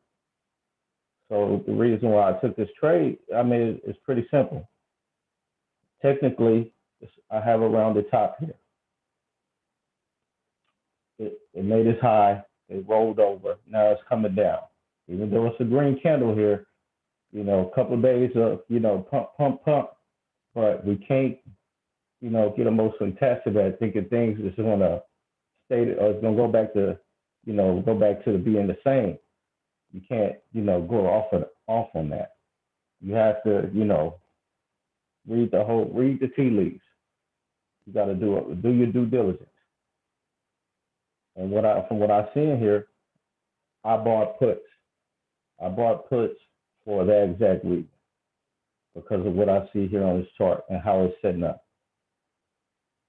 Just because they did good on last earnings doesn't mean that they're going to do good on this earnings as well. Even when you look at the option change, there was more call options than there was puts. I mean, going into, well, since they're about to expire tomorrow, I did them I had three puts. The 2 puts for the 15th and 3 puts for the 8th. 2 puts for the 8th and 1 call to the 8th for the 8th. But yeah, going to bar chart, I went to bar chart as well. Seeing, read my tea leaves there and seeing, possible, trades I can get into, strike prices and seeing, that stuff and, making a decision on that. Okay, so it says put volume total 46,066 against, oh, I can't see the call. Okay, versus 68,000 on the call volume. And then 38,000 on open interest, 38,000 to 30,000 for call for open interest. So it's a little imbalance there. And I can see why other people thinking, well, they beat their expectations. Their revenue, it was off about 0.2 billion. But that's not a lot. But you can't just go off of that. You have to go through everything. You have to see the whole picture, the macro and the microeconomics. I can't, just go off my emotions because, I love the Nike company and I love Jordans. I have to go with what I see and what I know. So the fundamentals and the technicals, looking at the charts and looking at their business, and being part of their business as a consumer. Listen, I've been waiting on my shoes for like 2 or 3 weeks now. Like, what's the problem? And I said, oh, y'all pushing shoes back now? Oh, it's a bunch of delays? Okay, we about to short it. We already know where it's going. Delta's still here, inflation. All of that gives you an idea on what you need to do. That's how, like Oba says all the time, that's how you come up with your thesis and you stick with your decision and your plan, your trading plan. So you compile all that information together and you live with the results. I'm living with my put options because that's what I believe, and we see that now. It pulled back $6 after hours. Hopefully it stays. Overall market, I think there's going to be a pullback. I think, it's time. The bears are coming out the cave. Bulls is on the run. To hell with what Jerome Powell say. The market is going to make the decisions at the end of the day. So he can print as much as he wants. But when people start pulling their money out the markets, there's nothing a printing press can do to fix that. All he's doing is creating a bunch of bubbles. It doesn't look good, in my opinion. And that's what I have to say about all of that. So bravo explanation. And it takes that, so a lot of people like, man, that's a lot to think about, man. Well, again, as I like to say, you're trying to dissect the company. You again, all you guys are board members of these companies that y'all buy shares into, be it short term or long term, doesn't matter. Once that CUSIP number is cleared, you are, a stakeholder in that company. So yeah, you want to know everything about, all the pertinent points about a company to help you with your investment thesis. And so learning these companies from that perspective, of course, we don't fall in love with no company. We rent and we lease and we don't never own, right? It's never personal. It's all about getting the bag. When a company obviously is not performing to the stellar level that you know that they're capable of doing, what do? You hedge, you pare back, or you take a little profit if you already up a good little amount. You never take the perma bull approach that just because it's your favorite company, you just got to keep buying regardless, knowing that there's going to be a moment where you may have a little economic pullback and downturn. Nothing goes up in a straight line. As a long-term investor who's thinking about growth, I want to be a dollar cost average into a stock. Who wouldn't? Who wouldn't want to buy stocks at a discount all the time, knowing that the company offers potential is still phenomenally, set in motion to just go through the roof? Because you want to be able to accumulate as much as you can at a cheaper price at some point when the stock breaks out. Guess what? Competitive time, right? So yeah, it's always good to realize, or at least try to gain some really good insights and perspective about these different companies, especially if you like them, again, for growth perspective or long-term play, because you won't feel like you you lost in a sense. If an earnings report come out or a piece of news come out, you won't feel like you've been blindsided by it, right? That's why this stuff is important from that angle, to know these things, because again, he's right. It ain't, look, a blind mice can see what was going on with Nike. They had been telegraphing what?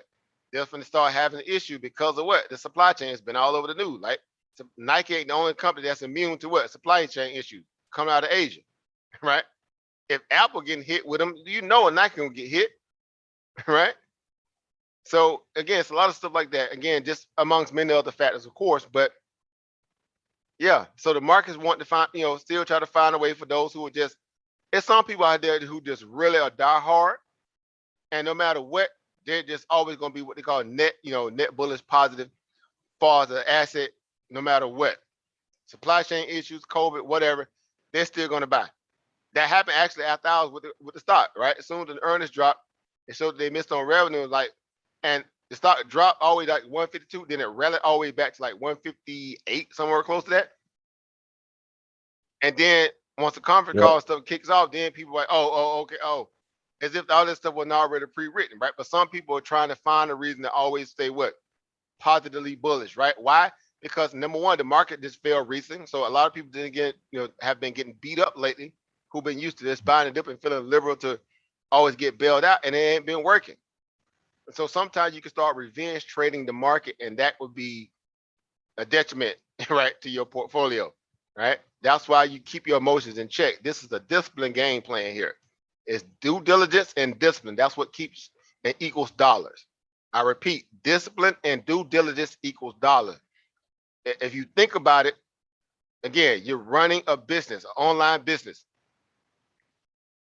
You're teleworking in to Nike's conference call. You're teleworking in to a stock chart. You're teleconferencing in into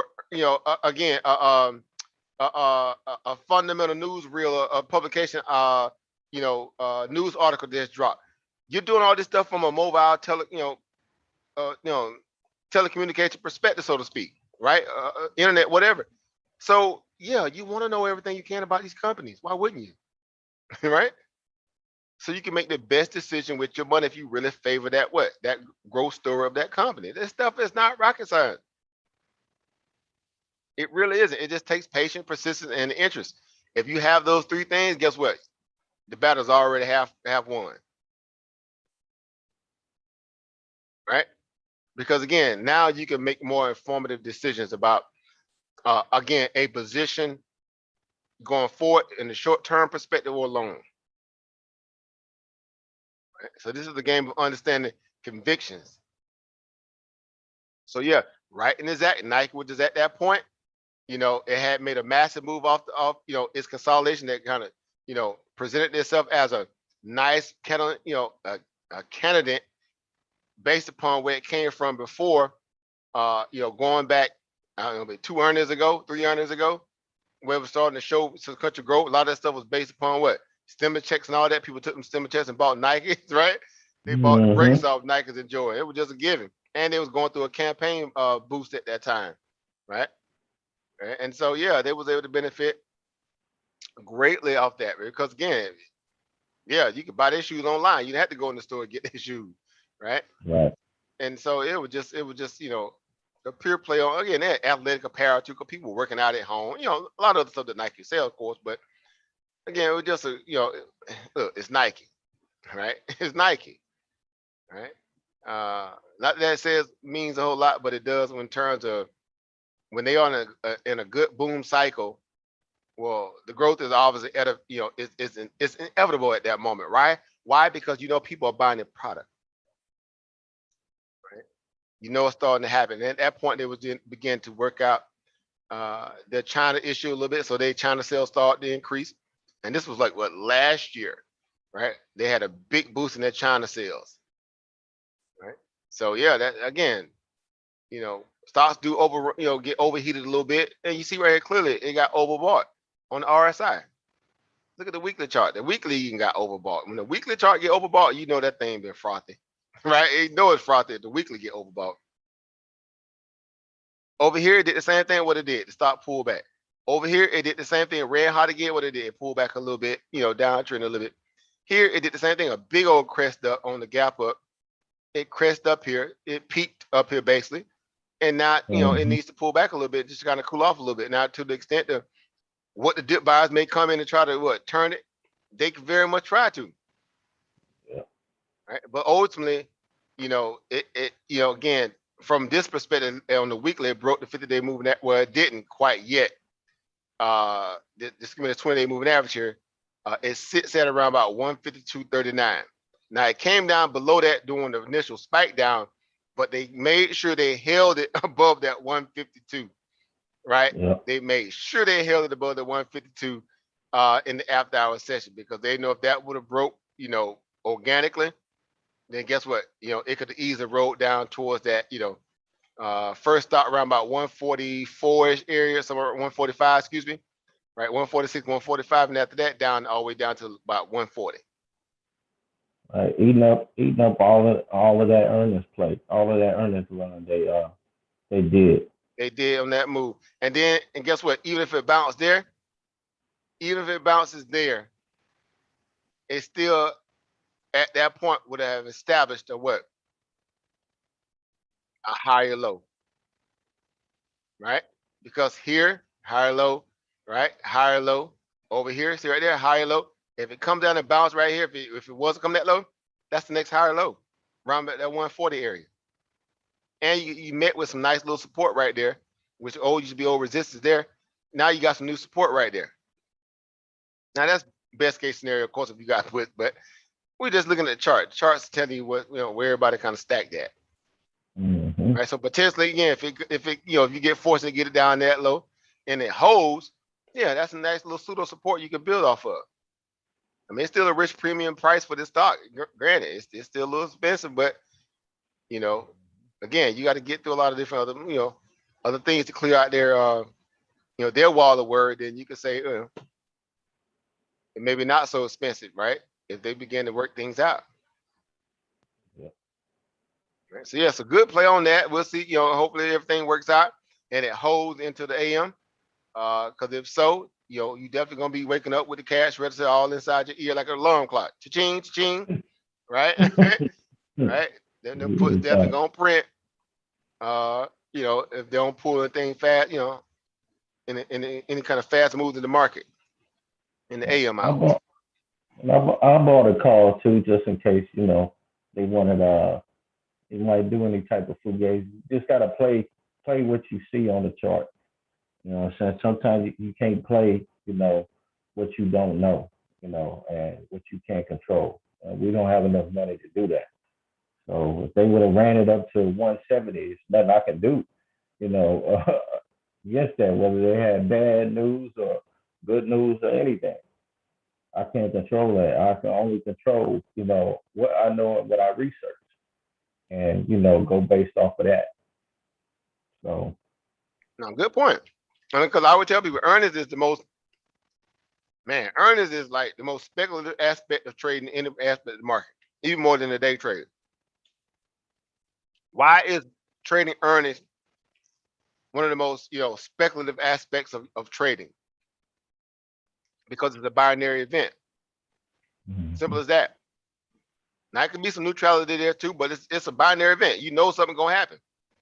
Either going up or it's going down on this event. Simple as that. Right? To what extent, that's that's to be determined based upon if you are option trader. If you're trying to play for certain levels, yeah, you can try to factor it in there based upon its implied volatility or implied move that it may have on its earnings. But typically, if you are on top of all things leading into an earning report, company already revealed a lot of different things along the way, what they may be dealing with, or their growth value just taking off, then yeah, you can make a better informed decision. And to play into the earnings, make you a little extra change. And some of them bads can be really good if you catch the right scenarios at the right time. Yep. Look at FedEx yesterday. FedEx was almost but a certain that it was going to pull back and sell off in the earnings. Why? Because they came out initially said they were going to have what? Issues with their freight, and they had to raise their prices, right? Mm-hmm. When companies got to raise price, they ain't always mean a good thing. It's a good thing for margin on the back end, but that means you having problems. Off them puts. So those puts were banged out on FedEx. And the same thing, obviously, at this point for Nike, if everything holds. Yep. All right. So yeah. So good analysis over Chris as always. Good to always, see you guys go in there and dismantle these stocks. And like I said, all of it is implied, and it's good because you're building out again your knowledge bank to be able to kind of dissect these companies, talk your way through it, make it all make sense based upon the stuff that they lead. And before you know it, you'll be able to kind of take that same approach per, any asset out there, because you'll know exactly how to get the data, how to ingest it, and then how to output what you need from it. True story, right? So get excited for that, for growth and understanding how this machine works, so you all could be better at learning how to tear these stocks up and get your little extra, a little something strange for a little piece of chain kind of money in some of these stocks.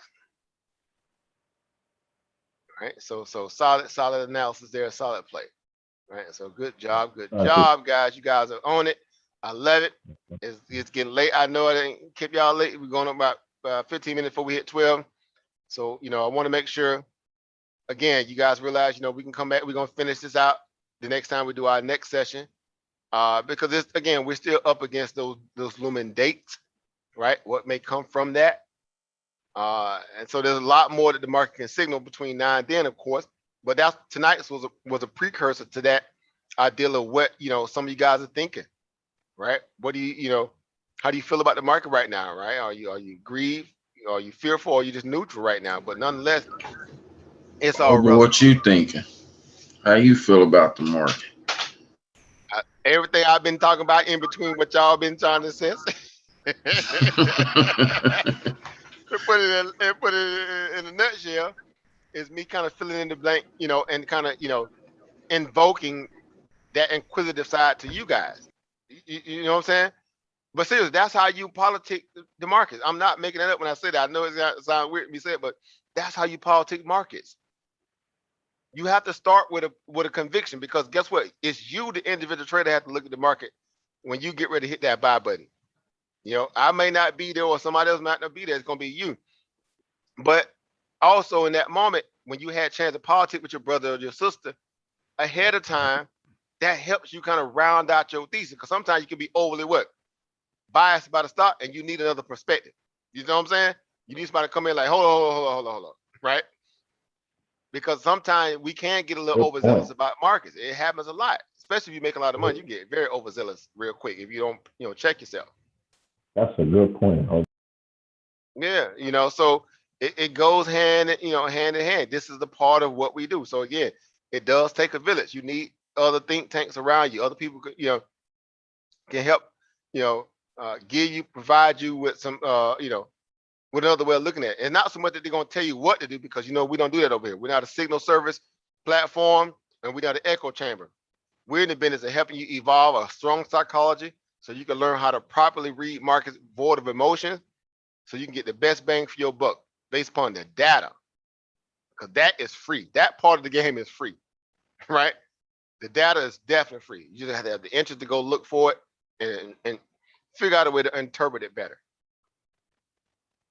When those things happen more consistently than none, guess what happens? Your P&L begins to grow.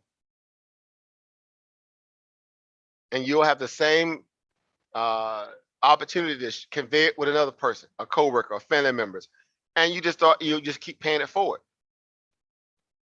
right? So that's why this stuff is important. So, like I always say, investing in trading is not a lazy man's game. It is not, but it's not. You don't have to be an astrophysicist or nuclear biological weapon, science. You don't have to be none of that. Mathematician, you don't have to be none of that. You can be average Joe that works at McDonald's that understands perspective, who understands consumerism, and can play both sides of the board. And you can make just as much money as a person been, went to college and did. Y'all get it. We've been there before. I had that conversation. But y'all understand. There's no ceiling here. You get to determine your level of growth and your level of stability. Right. So the money to be made, man. Again, you guys been kicking butt, taking names.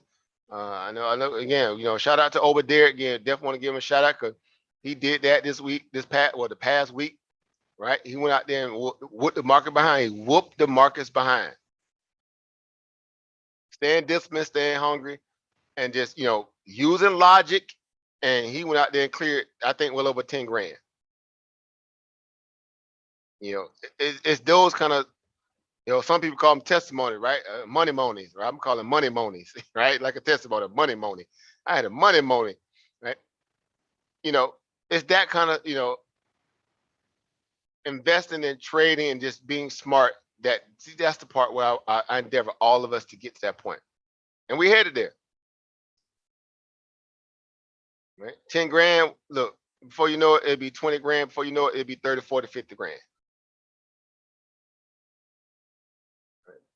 Then they ain't gonna be to find none of y'all. You'll be somewhere on the island somewhere, hiding out. Right? Like, where's Joker at, man? Joker somewhere in the wind somewhere right now. He ain't got time. Well, she ain't got time. But no, seriously, that's what we're here for. That's what we're here for. So I hope y'all got a lot out of this tonight.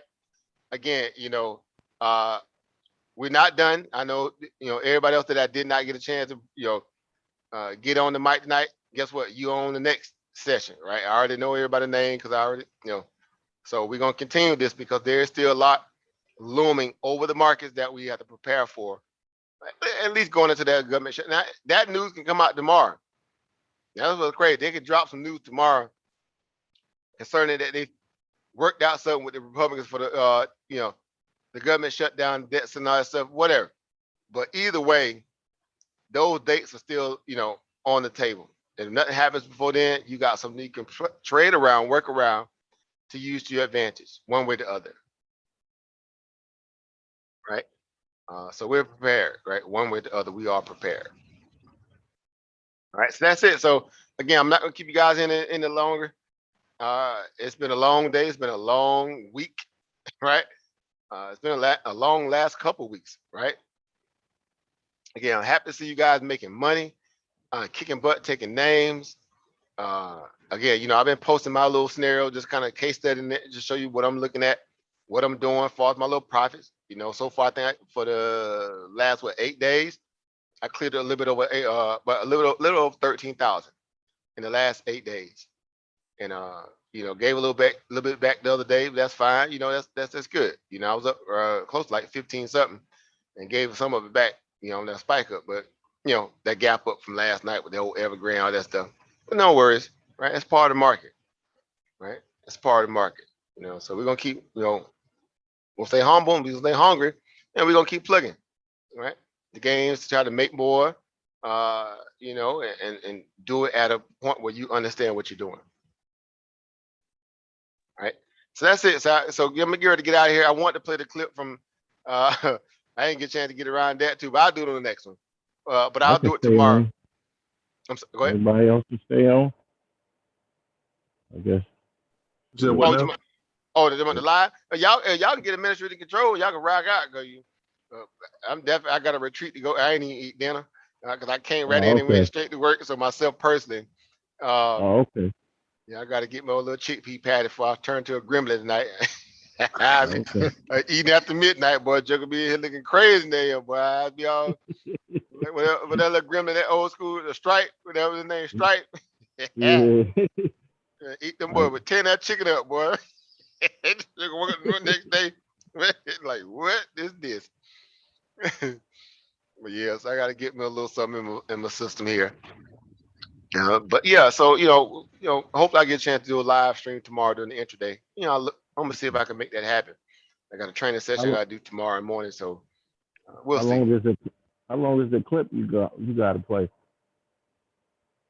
I know it was like about just a 15-minute sound, yeah, about 15, 20 minutes. But it was just more so. I mean, y'all can go pull up yourself because it was just some stuff I'm gonna pull from the Jerome Powell speech, right? Oh, And if okay. not, you can do that. You can go pull it up on the FOMC site itself, Federal Reserve site itself, or they got a clip. You can go to the Maverick, right? Maverick, he did a wonderful breakdown.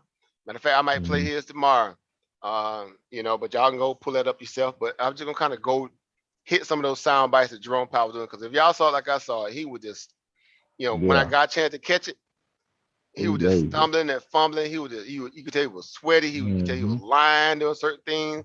It was Looking just a all mess. over the place, Yeah, you could looking tell. up. Exactly. You could tell it's the first time he been that unhinged. Hmm.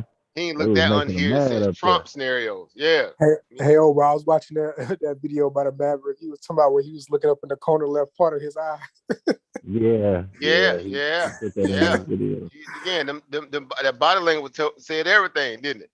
Right? Because Hmm. again, he knew he was at a point now where he couldn't keep justifying what he been doing. He obviously robbing. Now he's literally causing more mainstream people pain than necessary at this point. All because he's trying to save face and look like they're in control of something they're not. See, that's the problem with. I'll leave that alone. That's another conversation for another day. But y'all know where I'm going with that without me having to say it. Non-verbal. Y'all know exactly where I'm going. They don't know when to sit still. They don't know when to take that L, or at least, they always in trying to, So yeah, one with the other, the market gonna have to reconcile this. All of this, you know, I don't know, euphoria, Candyland, whatever.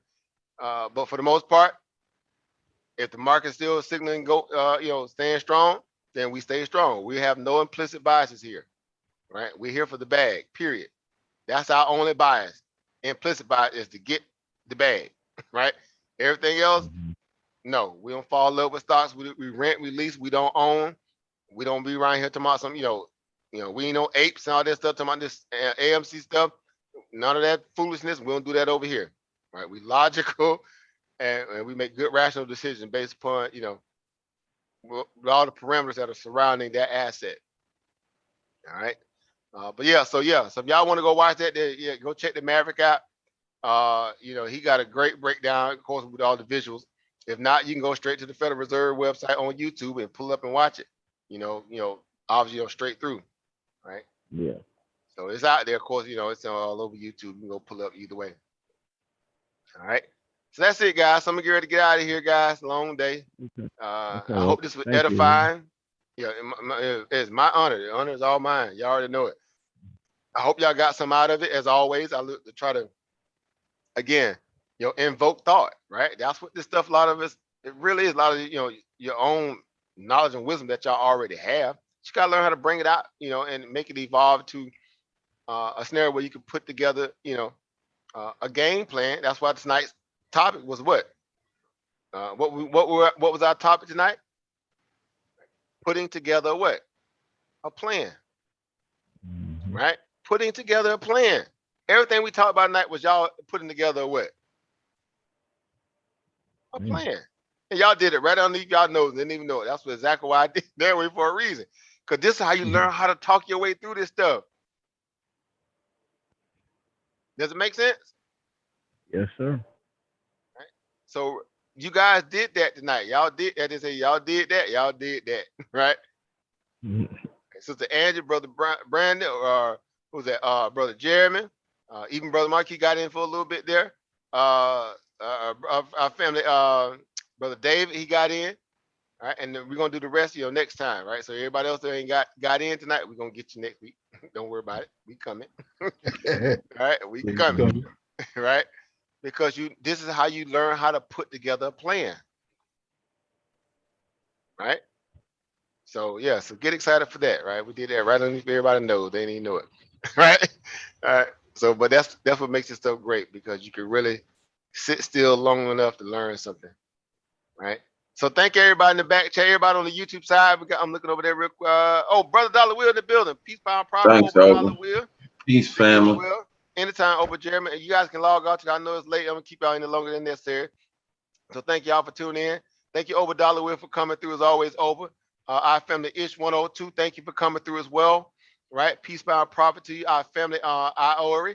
Right. Family Iori over there from Dollar Will Camp. You guys, you already know y'all family over here. Right. So you already know. Anytime you put something out there, we listening, we learning, and we taking it and using it, because that's what I love about it. Again, a think tank. You want to use everything you got at your disposal, right? And so yeah. So real quick, that CGC trade, we talked about that CGC trade, right? The marijuana play. That joker show bounced, didn't it? It bounced a little prematurely, but it bounced ahead of that what? That news, right? So right now CGC is back up to like $14 and what, 60 cents a share, right? Mhm. I bought me some puts in it the other day off the lows at around about 1360 something. I bought me some puts for November. Excuse me, not puts, but calls. I bought some calls. I bought calls for November, right? So right now both of those calls up, right? So yeah. So again, I love when the plan come together. So shout out to Brother Ior for that, right? Mm. For dropping that trade out there. So our sister Lotus Rose, thank Big you for up, coming big through. up. Yeah, big up family, right? Our sister Lotus Rose, she came through today. Thank you for coming through. Oba J Shelton in the building, as always, holding it down. Thank you for coming through, Oba. Our friend Jim Denson that came through today. All right, happy to have him back in the building, right? All right, he old school in the house. Our sister Tamika came through, right? Dag Squad side of the house coming through today. Thank you. Over Sunline in the building, right? The resident bouncer holding down the front door, right? Thank you for coming through. Our brother Papa son Howard, he came through today as well. Thank you for coming through as well. Our family Robert, as always, thank you for coming through. Robert Espinoza, right? Always happy to have you here, always. Brother Andre came through, Peace, Power, and Profit, right? And family Ramirez came through as well. And Brother Zane came through as well. So thank you all for coming through as well. I know it's late. Again, appreciate you all. Hopefully we get a chance to do a live stream tomorrow, intraday, to see what the market gonna do, because tomorrow is gonna be a very important day. As odd as it is, not so much for the non-farm payroll numbers and stuff like that, but for the ideal, if the markets are gonna bounce, we need to see if they're gonna take out that 445. If not, yeah, we might just roll back over some more, right? Yeah, the downtrend is still intact until they break it, right? And until Right. that happens, look, I'm just going look. Yeah, I'm just gonna stay disciplined and try to trade within the confinements of what the trend is giving me, right? So that's why it's important to realize, figure out what the market signaling and put together a proper plan and let the chips fall as they may at that point. Say what you see. That's it, right? So I love it, man. So y'all on it, man. I love it. So let me get out here, guys. Let me go get me some, late night. Yeah, it said late night dinner, I guess, right? And so yeah, so we can have a little energy for tomorrow when the market opens up. So we'll see if we can get us a nice little bag, finish out the week, right? So I'm looking tomorrow. Hopefully I got to go. Well, my goal is to make $500 a day, of course. There might be some good opportunities tomorrow too. According to this end of week, contracts are expiring. People feel like, the Fed rally wasn't all that they probably thought it was going to be, right? So yeah, it might be some money we would be made tomorrow. Just putting that out there, just in case the market don't show up and show out. So just make sure y'all remember that and stay vigilant and ready for that moment if it happens. All right. Yeah. All right. So that's it, guys. So I'll see y'all on the next one, guys. Thank you everybody from the YouTube side. And thank all the family that tune in here on the mentorship side. Thank Anytime. y'all. It's my honor. It's my honor. Thank you, Oba Rich. Everybody, Brother DeAndre, Brother Brandon, Sister Monica. I know she came in and got out because her sister been busy. So thank her as always, Sister Shaniqua, Sister Susan, everybody came through as well. All right. I'll see y'all in the next one. Peace, power, and profit, everybody. Y'all have a good evening. Peace, How family. you Peace, see? power, and Peace, power, profit. and profit. Asante, over. Peace, everybody. Asante, everybody.